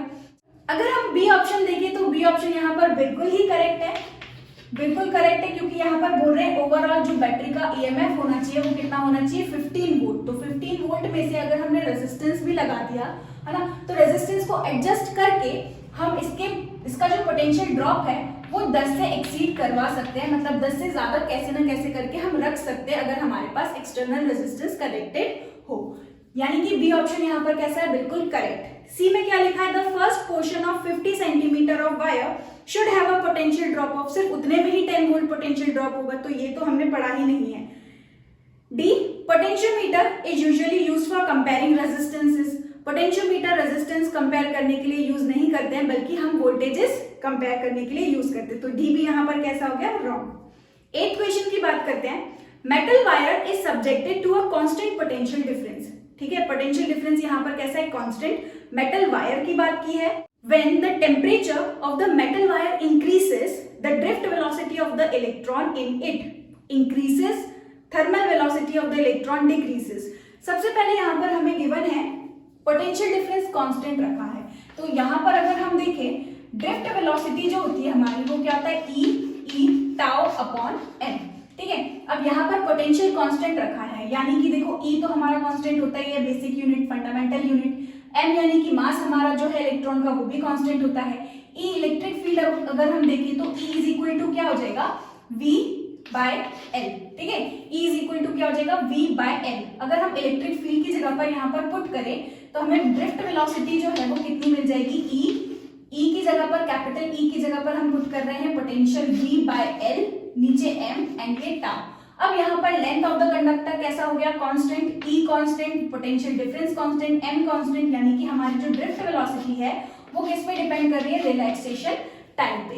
अब अगर हम टेम्परेचर को इंक्रीज करते हैं, टेम्परेचर को इंक्रीज करने से क्या होगा, जो इलेक्ट्रॉन है उनका रैंडम मोशन और भी ज्यादा बढ़ जाएगा, यानी कि यहाँ पर जो उसकी थर्मल वेलोसिटी है वो इंक्रीज होगी। अगर थर्मल वेलोसिटी इंक्रीज होगी तो वो और भी ज्यादा फ्रीक्वेंटली कोलाइड करेंगे, हमारे इलेक्ट्रॉन्स अब और भी ज्यादा फ्रीक्वेंटली कोलाइड करेंगे। तो फ्रीक्वेंटली अगर वो कोलाइड करेंगे तो उनका जो रिलैक्सेशन टाइम है वो डिक्रीज करेगा। अगर रिलैक्सेशन टाइम डिक्रीज करेगा तो जो उसकी ड्रिफ्ट वेलोसिटी या ड्रिफ्ट स्पीड होगी वो भी यहाँ पर क्या होगी, डिक्रीज। तो टेम्परेचर बढ़ाने से उसकी थर्मल वेलोसिटी इंक्रीज होगी एंड हमारी जो ड्रिफ्ट वेलोसिटी है वो क्या होगी, डिक्रीज होगी। तो यहाँ पर देखते हैं कौन सा ऑप्शन करेक्ट है हमारा, option number D, decreases and thermal velocity of electron increases. The ninth question, the current in a wire varies with the time according to the equation I is equal to 4 plus 2t, where I is in ampere and t is in second. The quantity of charge which has to be passed through a cross section of wire during the time t equal to 2 second to t equal to 6 second. तो यहाँ पर ये simple है, बहुत ज्यादा question हमारा। Current की equation हमें गिवन है जो कि है 4 plus 2t एंड टाइम हमें कितना गिवन है, फ्रॉम 2 सेकेंड टू 6 सेकेंड।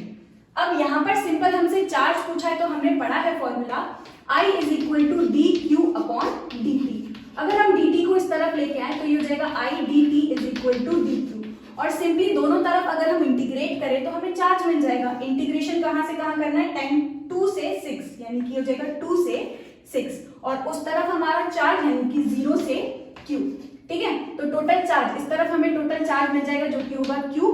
इसको अगर हम इंटीग्रेट करेंगे तो i हमें कितना गिवन है, 4 plus 2t, तो हम i की जगह पर रखेंगे 2 से 6, 4 plus 2t एंड ये हमारा dt। तो बस यहाँ पर अब हमें इसको इंटीग्रेट करना है। 4 को इंटीग्रेट करेंगे तो हमें यहाँ पर मिल जाएगा 4t, 2t को इंटीग्रेट करेंगे तो हमें मिलेगा 2t स्क्वायर अपॉन 2, और यहाँ से 2 से 2 कैंसिल एंड हमारी जो लिमिट्स है वो हमें कितनी गिवन है, 2 से 6। अब बस हमें यहाँ पर वैल्यू पुट करना है। पहले हम अपर लिमिट रखेंगे, फिर माइनस लगाकर हम लोअर लिमिट यहाँ पर पुट करेंगे। तो पहले t की जगह पर हम 6 रख रहे हैं, 6 इंटू 4 कितना हो जाएगा, 24 एंड t स्क्वायर यानी कि 36, माइनस अब t की जगह पर हम कितना रख रहे हैं, 2, यानी 4 इंटू 2 8 एंड t का स्क्वायर यानी 2 का स्क्वायर 4। तो यहाँ से हमारा जो है ये कितना निकल के आ जाएगा, इट विल बी 48 कूलम। तो चार्ज हमारा कितना आ जाएगा, 48 कूलम। इसके बाद हम देखते हैं 10th question, two resistances are connected in the two gap of a metre bridge, the balance point is 20 centimetre from the zero and.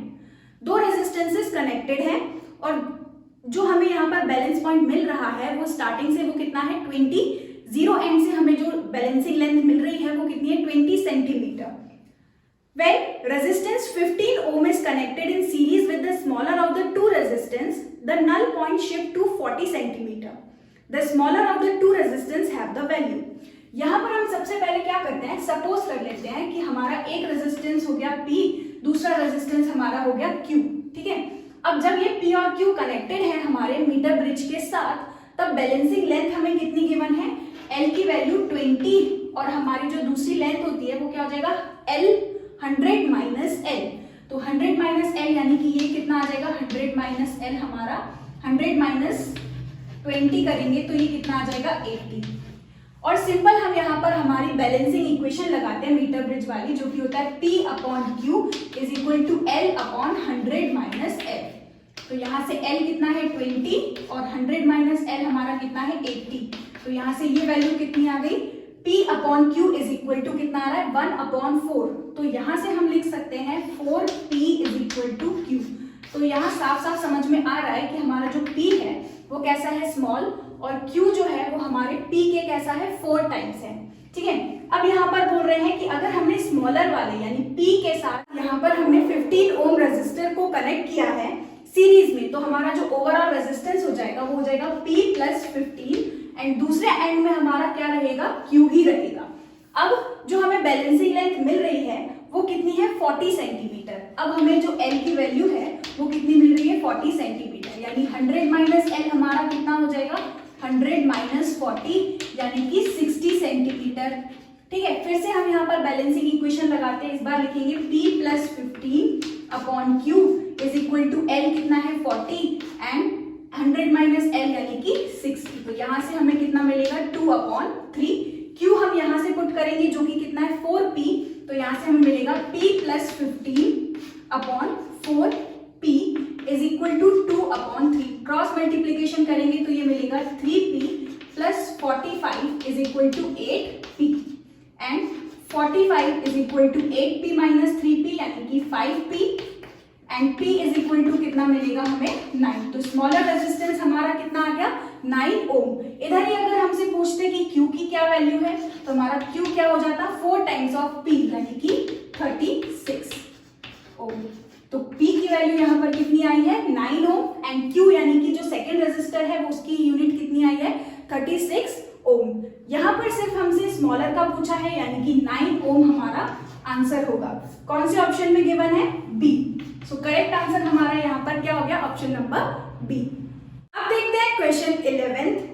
Current provided by a battery is maximum when A internal resistance is equal to external resistance, B internal resistance is greater than external resistance, C internal resistance is less than external resistance and D none of these.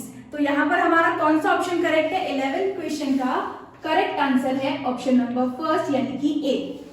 हमने अभी ही फॉर्मूले में पढ़ा था कि जो current है वो मैक्सिमम कब होता है जब हमारा टोटल इंटरनल रेजिस्टेंस यानी कि NR/M किसके बराबर हो एक्सटर्नल रेजिस्टेंस R के बराबर हो, तब हमें मैक्सिमम करंट मिलता है और जिसकी वैल्यू कितनी होती थी ME/2R। ये करंट हमारा कैसा होता था मैक्सिमम। तो इस मैक्सिमम करंट पे जो हमारा इंटरनल रेजिस्टेंस होता है वो किसके बराबर होता है एक्सटर्नल रेजिस्टेंस के बराबर, यानी कि जब total internal resistance external resistance के बराबर हो तब सर्किट में करंट जो होगा वो कैसा होगा मैक्सिमम। यानी कि फर्स्ट आंसर हमारा कैसा है बिल्कुल correct, internal resistance is equal to external resistance. इसके बाद देखते हैं 12th question. The current voltage graph for a given metallic wire at two different temperatures T1 and T2 are shown in the figure. Which of these temperature T1 and T2 is greater? तो यहाँ पर जैसे कि आप सब लोग देख रहे हो I वर्सेस V का ग्राफ दिया हुआ है, यानी अगर हम 12th क्वेश्चन की बात करें तो कुछ इस तरीके का ग्राफ हमें दिया हुआ है I एंड V का। तो यूजुअली अगर हम यहाँ पर पोटेंशियल लेते हैं और एक्स एक्सिस के अलॉन्ग अगर हम करंट लेते हैं तब जो हमारा स्लोप होता है वो हमको रेजिस्टेंस देता है। लेकिन क्योंकि हमने पढ़ा है V इज इक्वल टू क्या होता है IR, ठीक है, तो यानी कि जब हम V/I के लिए V वर्सेस I ग्राफ बनाते हैं तब हमें जो स्लोप है वो रेजिस्टेंस देता है। लेकिन यहाँ पर I वर्सेस V ग्राफ बना हुआ है, करंट वर्सेस वोल्टेज ग्राफ बना हुआ है, यानी कि ये जो स्लोप है वो हमें इस बार रेजिस्टेंस नहीं, वो हमें यहाँ पर क्या दे रहा होगा 1/R, यानी कि रेसिप्रोकल ऑफ R। अगर हम ये वाला केस देखें जहां पोटेंशियल हमारा y में होता है एंड करंट हमारा x में होता है, तब स्लोप जो एंगल क्रिएट करता है अगर वो एंगल कैसा है स्मॉलर तो हमारा रेजिस्टेंस भी कैसा होता था स्मॉलर, ठीक है। और ये वाला एंगल अगर हम देखें तो ये एंगल हमारा कैसा है ग्रेटर, तब हमारा रेजिस्टेंस भी कैसा होता था ग्रेटर। लेकिन यहाँ पर क्योंकि ये हमारा जो स्लोप है वो 1/R डिनोट कर रहा है, यहाँ पर हमारा जो स्लोप है वो 1/R यहाँ पर रिप्रेजेंट कर रहा है, यानी कि इस बार जो एंगल यहाँ पर छोटा होगा वहां पर हमारा जो रेजिस्टेंस है वो कैसा होगा मैक्सिमम, यानी ये वाला रेजिस्टेंस हमारा मैक्सिमम और ये वाला रेजिस्टेंस इस बार हमारा कैसा है मिनिमम। अब देखते हैं इस वाले पे टेम्परेचर हमारा कितना है T1 और इस वाले पे टेम्परेचर देखते हैं हमारा कितना है T2। अब यहाँ पर इस क्वेश्चन में क्या गिवन है मेटेलिक वायर, मेटेलिक मटेरियल के लिए या हम बोले कंडक्टर्स के लिए अगर हम टेम्परेचर राइज करेंगे तो रेजिस्टेंस भी डायरेक्टली प्रोपोर्शनल होगा, यानी जितना जितना हम टेम्परेचर चेंज करेंगे अगर टेम्परेचर इंक्रीज करेंगे तो रेजिस्टेंस भी क्या होगा इंक्रीज होगा।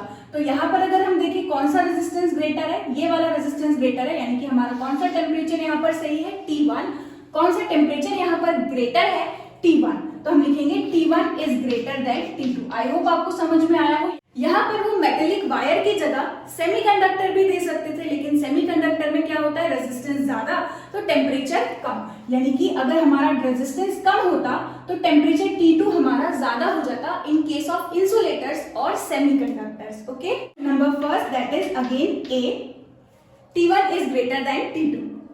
इसके बाद देखते हैं 13th question, temperature coefficient of an alloy used for measuring resistors.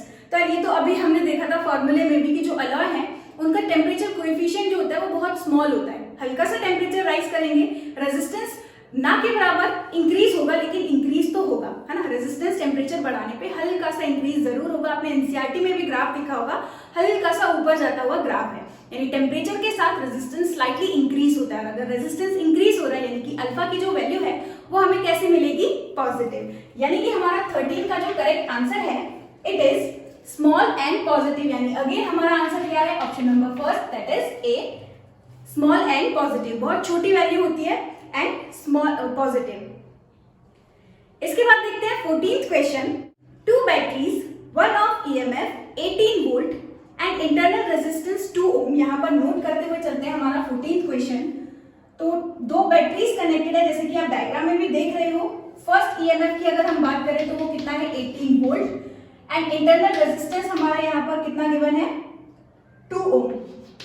Again the other of the EMF 12 volt, यानी E2 हमें कितना गिवन है, 12 volt and internal resistance 1 ohm are connected as shown. The voltmeter V will record a reading of, तो यहाँ पर हमें simply net potential जो है वो यहाँ पर हमें कैलकुलेट करना है। हमें नेट पोटेंशियल जो है वो यहाँ पर बताना है कि कितना पोटेंशियल होगा ओवरऑल।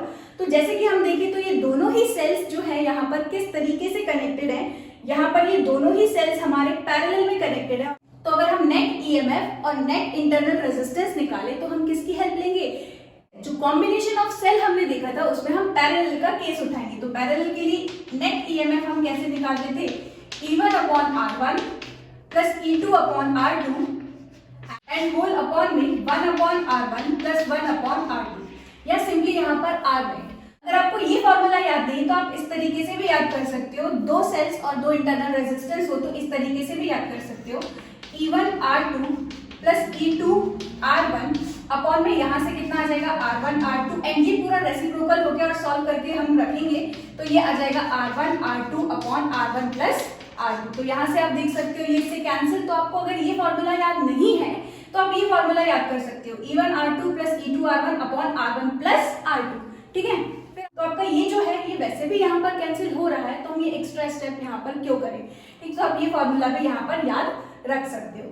इसके बाद सिंपली बस हमें यहाँ पर वैल्यू पुट करनी है। E1 हमारा कितना है 18 इंटू R2 यहाँ पर कितना गिवन है 1 प्लस E2 अगेन यहाँ पर कितना गिवन है 12, R1 कितना गिवन है 2 अपॉन में यहाँ पर कितना हो जाएगा R1 प्लस R2 यानी कि 2 प्लस 1 यानी कि 3। तो इसको अगर हम सॉल्व करें तो हमें मिलेगा 18 प्लस 24 अपॉन 3 और यहाँ से हमें मिलेगा 42 अपॉन 3 और इसको कट करेंगे तो ये हमें मिलेगा 1 एंड 4, 14 वोल्ट। तो हमारा करेक्ट ऑप्शन यहाँ पर कौन सा है, ऑप्शन नंबर सी।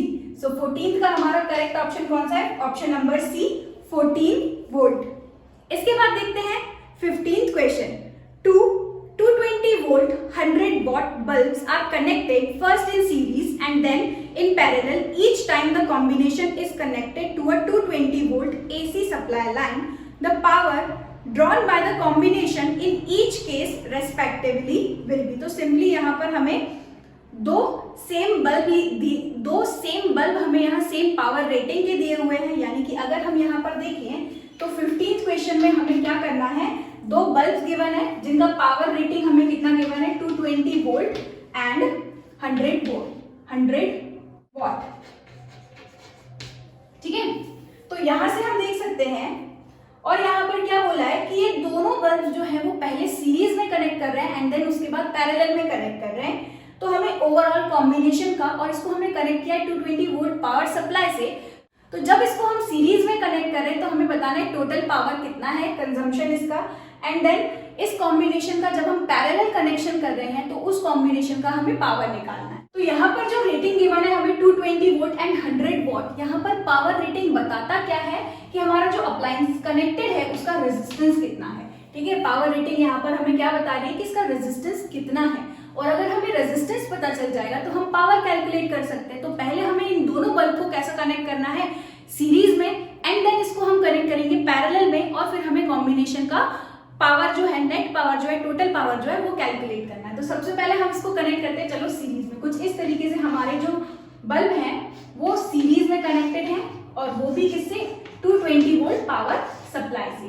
ठीक है, अच्छा एसी सोर्स है तो हम इस तरीके से इसको कनेक्ट करेंगे 220 वोल्ट। ओके, अब यहाँ पर इसको हमने जब सीरीज में कनेक्ट किया, सबसे पहले अगर हम एक बल्ब का रेजिस्टेंस कैलकुलेट करें, सो हमें पावर पता है एंड वोल्टेज पता है, राइट। सो हम फॉर्मूला क्या अप्लाई करेंगे, पावर एंड वोल्टेज हमें पता है और रेजिस्टेंस हमें निकालना है। तो पावर इज इक्वल टू क्या होता है, V स्क्वायर अपॉन R। बस यही फॉर्मूला यूज करके हम रेजिस्टेंस कैलकुलेट कर लेंगे। तो यहाँ से resistance R is equal to कितना आ जाएगा, V स्क्वायर अपॉन P। ठीक है, अब V स्क्वायर यानी पोटेंशियल यहाँ पर कितना है, 220 वोल्ट, तो उसका स्क्वायर करेंगे, यानी कि हम लिखेंगे 220 इंटू 220 अपॉन में यहाँ पर कितना आ जाएगा, 100। तो यहाँ से हम देख सकते हैं हमारा एक बल्ब का रेजिस्टेंस कितना निकल गया, 484 ओम। तो हमारा एक बल्ब का जो रेजिस्टेंस है वो कितना निकला, 484।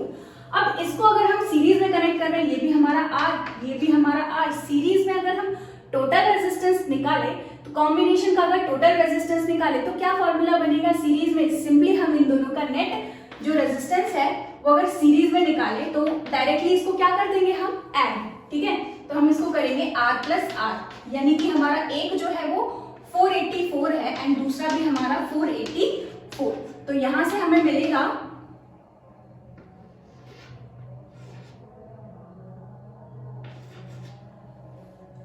968। तो हमारा जो यहाँ पर टोटल सीरीज में रेजिस्टेंस का कॉम्बिनेशन है वो कितना है, 968 ओम। अब सिंपली हमें पोटेंशियल पता है कितना कनेक्ट कर रहे हैं, 220 वोल्ट कनेक्ट कर रहे हैं, यानी कि अब हमें यहाँ पर क्या निकालना है, पावर। तो अब हम पावर का फॉर्मूला लगाएंगे जो कि होता है V square, again V square यानी कि 220 इंटू 220 अपॉन रेजिस्टेंस, हमारा इक्विवेलेंट कितना हो गया सीरीज में, 986। ठीक है, तो यहाँ से हमारा ये कट होके आएगा 2 एंड ये हो जाएगा 100 अपॉन 2 यानी कि 40 वॉट। ठीक है, तो हमारा अगर हम दोनों बल्ब को जिनका रेजिस्टेंस कितना है 484 ओम है, इसको अगर हम कनेक्ट कर रहे हैं सीरीज में, ठीक है, और इसको हमने कनेक्ट किया है एसी सप्लाई से जिसका पावर जिसका वोल्टेज यहाँ पर कितना गिवन है 220 वोल्ट, तो यहाँ पोटेंशियल हमें पता है 220 वोल्ट, ओवरऑल उनका रेजिस्टेंस सीरीज में हमने डायरेक्टली ऐड करके निकाल लिया, और बस हमें यहाँ पर पावर का फॉर्मूला लगा के हमने पावर भी निकाल लिया उस कॉम्बिनेशन का। ठीक है, तो सीरीज में तो आ गया कितना है 50 वॉट। अब हम निकालते हैं जब हम इसको पैरेलल में कनेक्ट करेंगे। तो देखो कुछ इस तरीके से हमने इसको पैरेलल में कनेक्ट किया है, ये दो बल्ब हमारे, और ठीक इस तरीके से, एंड इसको हमने कनेक्ट किया है अगेन 220 वोल्ट से। तो पोटेंशियल अभी भी हमारा कितना है 220, इसका रेजिस्टेंस R, इसका रेजिस्टेंस R, लेकिन इस बार हम कनेक्ट कर रहे हैं पैरेलल में। अगर हमने इसको पैरेलल में कनेक्ट किया तो हमारा अब जो इक्विवेलेंट रेजिस्टेंस है वो कितना हो जाएगा, R into R upon R plus R, यानी कि कितना हो जाएगा R square upon 2R and R by 2, यानी कि रेजिस्टेंस अब हमारा कितना हो जाएगा, हाफ हो जाएगा, आधा हो जाएगा। अगर रेजिस्टेंस हमारा कितना था 484, तो हम करेंगे 484 डिवाइडेड बाय 2, यानी कि 242 ओम। तो ओवरऑल हमारा इस बार कॉम्बिनेशन का जो रेजिस्टेंस है वो कितना है 242, पोटेंशियल कितना है 220 वोल्ट। तो अब हमें यहाँ पर क्या निकालना है, अगेन पावर का फॉर्मूला यूज करेंगे। पावर इज इक्वल टू क्या होता है V स्क्वायर अपॉन R, तो पोटेंशियल 220 इंटू 220 अपॉन में यहाँ पर कितना आ जाएगा 242। ठीक है, तो इसको अगर हम कट करें तो यहाँ से अगर 22 इंटू 22 करेंगे तो कितना आ जाएगा 484, और 242 को कट करेंगे तो ये 2 टाइम्स में यहाँ पर कट होगा, तो ये हमारा आ जाएगा 200। ठीक है, अब देखते हैं हमारा कौन सा, सॉरी यहाँ पर वॉट पावर निकाल रहे हैं उतना। सो हमारा पावर जो है सीरीज कॉम्बिनेशन में टोटल पावर हमारा कॉम्बिनेशन का कितना आया है 50 वॉट, एंड पैरेलल कॉम्बिनेशन में कितना आया है 200 वॉट। देखते हैं कौन सा ऑप्शन यहाँ पर करेक्ट है हमारा। ऑप्शन नंबर डी यहाँ पर बिल्कुल करेक्ट है। 50 वॉट हमारा सीरीज में आया है एंड देन पैरेलल में कितना है 200 वॉट। ओके, सो इस तरीके से आप इसको सॉल्व करोगे। पावर रेटिंग यहाँ पर ये होती है जिसमें हमें डिवाइस जो लगा रहता है उसका पावर कंजम्पशन हमें दिया होता है 100 वॉट एंड 220 वोल्ट उसका पोटेंशियल यहाँ पर उसका हमें गिवन रहता है। 16th question, to get maximum current in a resistance of 3 ohm one can use n rows of m cells connected in parallel. If the total number of cells is 24 and internal resistance of a cell is 0.5 ohm, then m equal to 12, n equal to 2, m equal to 8, n equal to 3। यहाँ पर question में क्या बोल रहे हैं कि अगर हमारे पास सर्किट में अगर हमें मैक्सिमम करंट चाहिए एंड रेजिस्टेंस हमारा कितना कनेक्टेड है, एक्सटर्नल रेजिस्टेंस 3 ओम यहाँ पर गिवन है, one can use n rows of m cells. यहाँ पर हम n रोज यूज कर रहे हैं m सेल्स की। कुछ इस तरीके से m सेल्स हमारे पास कनेक्टेड है ना, हमारे पास कुछ इस तरीके से सीरीज में m सेल्स कनेक्टेड है एंड हमारे पास कितने रोज है, इस तरीके से n रोज है हमारे पास। तो टोटल हमारा जो कॉम्बिनेशन है, टोटल हमारा जो यहाँ पर सेल्स का कॉम्बिनेशन है वो एक्सटर्नल रेजिस्टेंस कैपिटल R से कनेक्टेड है।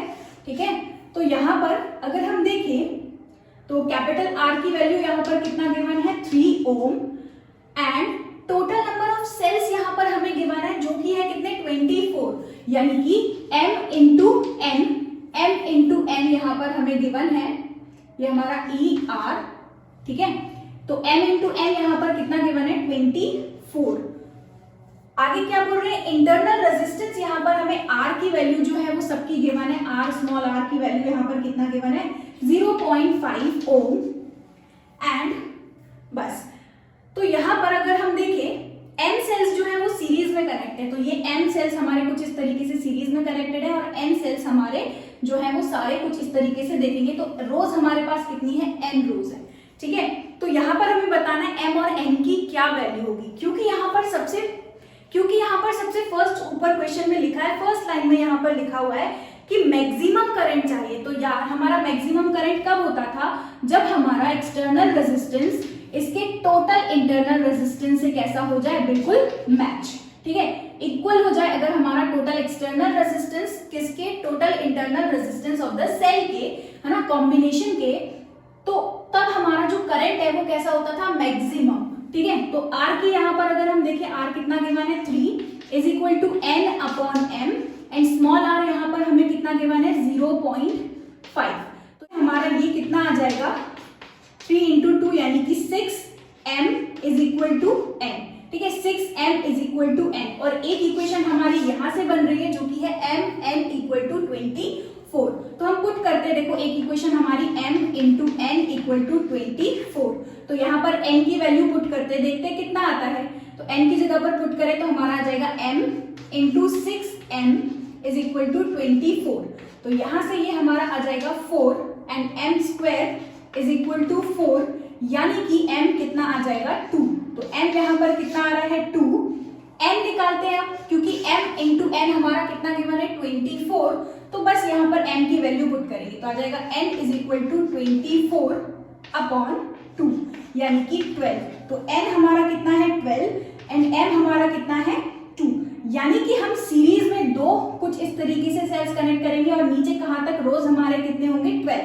दो हमारे जो सेल्स हैं इक्वल हमारे सेल्स यहाँ पर हम लेते हैं, तो सारे इक्वल जो ईएमएफ है हमारे सेल्स हैं इंटरनल रेजिस्टेंस स्मॉल r के साथ, दो हमारे सीरीज में कनेक्टेड हैं और हमारे कितने रोज हैं यहाँ पर 12 रोज। ठीक है, तो इस तरीके से 24 ओवरऑल सेल्स हमारे कनेक्टेड हैं। ठीक, आई होप आपको ये क्वेश्चन समझ आया हो। इसमें बस कॉन्सेप्ट क्या था, हमें इस लाइन में ये देखना था कि मैक्सिमम करंट की कंडीशन दी हुई है और अगर मैक्सिमम करंट की कंडीशन दी है तो उस केस में हमारा एक्सटर्नल रेजिस्टेंस जो होता है वो किसके बराबर होता है, total internal resistance of the combination. ठीक, इसके बाद देखते हैं यहाँ पर करेक्ट आंसर हमारा है डी। ठीक है, ए यहाँ पर थोड़ा कंफ्यूजिंग हो सकता था, बट क्योंकि यहाँ पर क्वेश्चन में मेंशन है कि जो m सेल्स है वो सीरीज में कनेक्टेड है। ठीक है, तो हमारा करेक्ट आंसर यहाँ पर क्या होगा, डी ही होगा। अब बात करते हैं हमारे 17th क्वेश्चन की। Given a current carrying wire of non-uniform cross section, which of the following is constant throughout the length of the wire? हमारे पास एक नॉन यूनिफॉर्म वायर गिवन है। सपोज करते हैं हमारी कुछ इस तरीके से वायर है, ठीक है, कहीं पर एरिया कम है और कहीं पर एरिया कैसा है, ज्यादा। तो कुछ इस तरीके से नॉन यूनिफॉर्म एरिया जो है, नॉन यूनिफॉर्म क्रॉस सेक्शन की बात चल रही है यहाँ पर, यानी कि एरिया हमारा कैसा है, non uniform. Which of the following is constant through out the length of the wire? तो हमें बताना है इस लेंथ के अक्रॉस क्या चीज यहाँ पर कांस्टेंट होगी।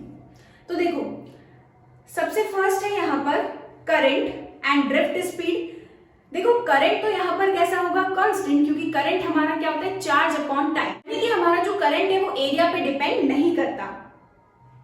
एक करंट यहाँ पर कैसा रहेगा, कांस्टेंट, क्योंकि वो एरिया पे डिपेंड नहीं करता। लेकिन ड्रिफ्ट वेलोसिटी देखें हम, तो ड्रिफ्ट वेलोसिटी का हमने रिलेशन देखा है, drift velocity is equal to I upon a n e। तो यहाँ पर हम देख सकते हैं कि हमारी जो ड्रिफ्ट वेलोसिटी है वो एरिया पे डिपेंड करता है, यानी कि यहाँ पर हमारा ड्रिफ्ट स्पीड जो है वो कांस्टेंट नहीं होगा, ठीक है।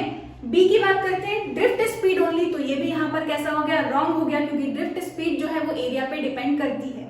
सी अगर हम देखें, करंट ओनली, तो करंट यहाँ पर कैसा होगा, वायर में कांस्टेंट होगा, ठीक है। इसके बाद है D, current and current density both. तो करंट तो यहाँ पर कांस्टेंट होगा, लेकिन करंट डेंसिटी यहाँ पर कांस्टेंट नहीं होगी, क्योंकि हमारे करंट डेंसिटी यानी कि जे क्या होता है, I अपॉन ए। तो यहाँ पर हम देख सकते हैं हमारा जो जे है वो किस पे डिपेंड कर रहा है, एरिया पे डिपेंड कर रहा है। जहां एरिया हमारा कम होगा वहां डेंसिटी हमारी क्या हो जाएगी, ज्यादा। जहां एरिया हमारा ज्यादा है वहां डेंसिटी क्या हो जाएगी, कम। तो यार हमारी जो डेंसिटी है वो भी किस पे डिपेंड कर रही है, एरिया पे डिपेंड कर रही है। तो यहाँ पर हमारा करेक्ट ऑप्शन जो होगा वो होगा option number C, current only. तो अगर हमारे पास एक non uniform cross section wire है, यानी कि एरिया यहाँ पर कैसा है, अगर नॉन यूनिफॉर्म, तो हमारा जो उसमें करंट होगा वायर में वो कैसा होगा, कांस्टेंट, क्योंकि हमारा करंट क्या होता है, rate of flow of charges. हमारा जो करंट है वो चार्ज पे डिपेंड करता है कि कितने टाइम में कितना चार्ज फ्लो हो रहा है, राइट। सो करेक्ट आंसर होगा ऑप्शन नंबर सी। इसके बाद देखते हैं 18th question. We are able to obtain fairly large current in a conductor because electrons drift speed is usually very large. नहीं, इलेक्ट्रॉन की जो ड्रिफ्ट स्पीड है वो तो बहुत कम होती है, 10 की power -4, 10 to the power -5 metre पर सेकेंड, कुछ इतनी, ठीक है। B, the number density of free electron is very high and this can compensate for the low values of the electron drift speed and a very small magnitude of the electron charge। तो यहाँ पर हमारा जो B option है वो बिल्कुल correct है। क्यों? क्योंकि देखो यहाँ पर वो बोल रहे हैं कि हमें लार्ज करंट क्यों मिलता है। सबसे फर्स्ट ऑप्शन में देखिए तो ड्रिफ्ट स्पीड की वजह से ड्रिफ्ट स्पीड लार्ज होती है, नहीं, ड्रिफ्ट स्पीड तो कम होती है, यानी ए ऑप्शन यहाँ पर कैसा हो गया, गलत, ठीक है। तो ए तो गलत है। बी की बात करते हैं, बी में क्या बोल रहे हैं, नंबर डेंसिटी यानी इलेक्ट्रॉन डेंसिटी जो है वो कैसी होती है, हाई होती है। ऑब्वियसली अगर कंडक्टर की बात कर रहे हैं, मेटल की बात कर रहे हैं क्वेश्चन में, तो यहाँ पर हमारा जो नंबर डेंसिटी होती है वो 10 की पावर 28 अप्रॉक्स होती है, 10 की पावर 28 पर metre cube, 10 to the power 28 पर मीटर क्यूब, राइट। तो यहाँ पर हमारी n की वैल्यू कैसी होती है, ज्यादा। n की वैल्यू कैसी होती है कंडक्टर में, ज्यादा।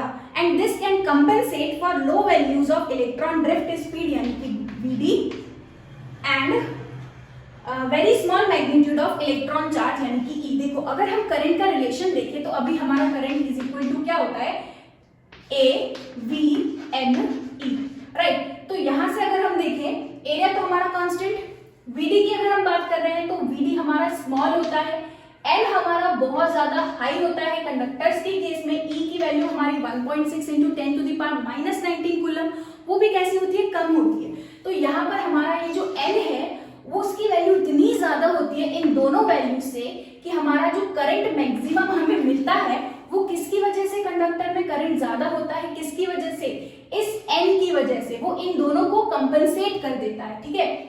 यहाँ पर N जो है वो ज्यादा हो जाएगा अगर नंबर डेंसिटी अगर हमारी ज्यादा हो गई, यानी कि इलेक्ट्रॉन्स जो है वो बहुत सारे हो गए अगर हमारे पास, तो हमें करंट भी जो होगा वो कैसा मिलेगा, मैक्सिमम मिलेगा, यानी कि बहुत ज्यादा लार्ज मिलेगा, ठीक है। सो बी ऑप्शन यहाँ पर कैसा है, बिल्कुल correct.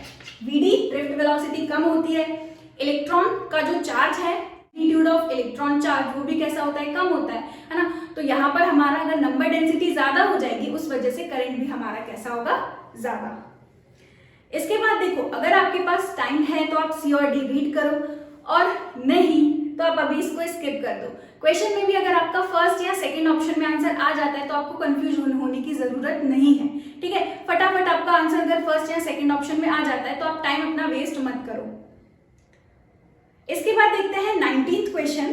Kirchhoff junction rule is a reflection of A conservation of charge current density vector, B conservation of charge. तो यार ये तो बिल्कुल आपको पता ही होना चाहिए कि किरचॉफ का फर्स्ट लॉ जो है यानी कि जंक्शन रूल वो किस पर बेस्ड है, कंजर्वेशन ऑफ चार्ज पे, ठीक है। और किरचॉफ का जो सेकंड है हमारा रूल यानी कि जिसको हम बोलते हैं वोल्टेज लॉ, वो किस पे बेस्ड है, कंजर्वेशन ऑफ एनर्जी पे। तो ये आपको याद रखना है। सो करेक्ट ऑप्शन हमारा 19th क्वेश्चन के लिए क्या आया है, बी कंजर्वेशन ऑफ चार्ज, ठीक है। किरचॉफ हमारा करंट लॉ जो है वो किस पर बेस्ड होता है, conservation of charge. Junction rule होता क्या था, जितना करंट हमारा जंक्शन पे आ रहा है उतना ही करंट हमारा जंक्शन से जाना चाहिए, यानी total current entering the junction should be equal to total current exiting या लीविंग द जंक्शन, ठीक। सो नेट करंट यहाँ पर हमारा, अगर रूल की बात करें तो नेट करंट यहाँ पर हमारा कैसा होना चाहिए, जंक्शन पे 0। इसके बाद है हमारा last question 20। In a potentiometer experiment, the balancing length is 8 meter when two cells E1 and E2 are joined in series। अगर हम E1 और E2 को सीरीज में ज्वाइन कर रहे हैं तब हमें जो बैलेंसिंग लेंथ है वो कितनी मिल रही है, 8 metre. When the two cells are connected in opposition, the balancing length is 4 metre. देखो यहाँ पर दो सेल्स कनेक्टेड है, अगर हम पहले बात करें तो ये दोनों सीरीज में कनेक्टेड है और वो भी कुछ इस तरीके से, पॉजिटिव एंड ये E1 हमारा उसका इंटरनल रेजिस्टेंस R1 एंड यहाँ पर ये E1 एंड उसका इंटरनल रेजिस्टेंस R2, ठीक है। तो कुछ इस तरीके से हमारे सेल्स यहाँ पर कनेक्टेड हैं E1 एंड E2, ठीक है, फर्स्ट केस में। तो तब इनका जो नेट पोटेंशियल है अगर हम निकालेंगे, क्योंकि ये सीरीज में कनेक्टेड है तो हमने पढ़ा है नेट पोटेंशियल कैसे निकालेंगे, E1 प्लस E2 करके, यानी हमने किया E1 प्लस E2, ठीक। अब क्योंकि यहाँ पर पोटेंशियोमीटर की बात आ रही है, यानी अगर हम टोटल ईएमएफ निकाले तो फॉर्मूला हमारा क्या होता है, E is equal to K into L, है ना।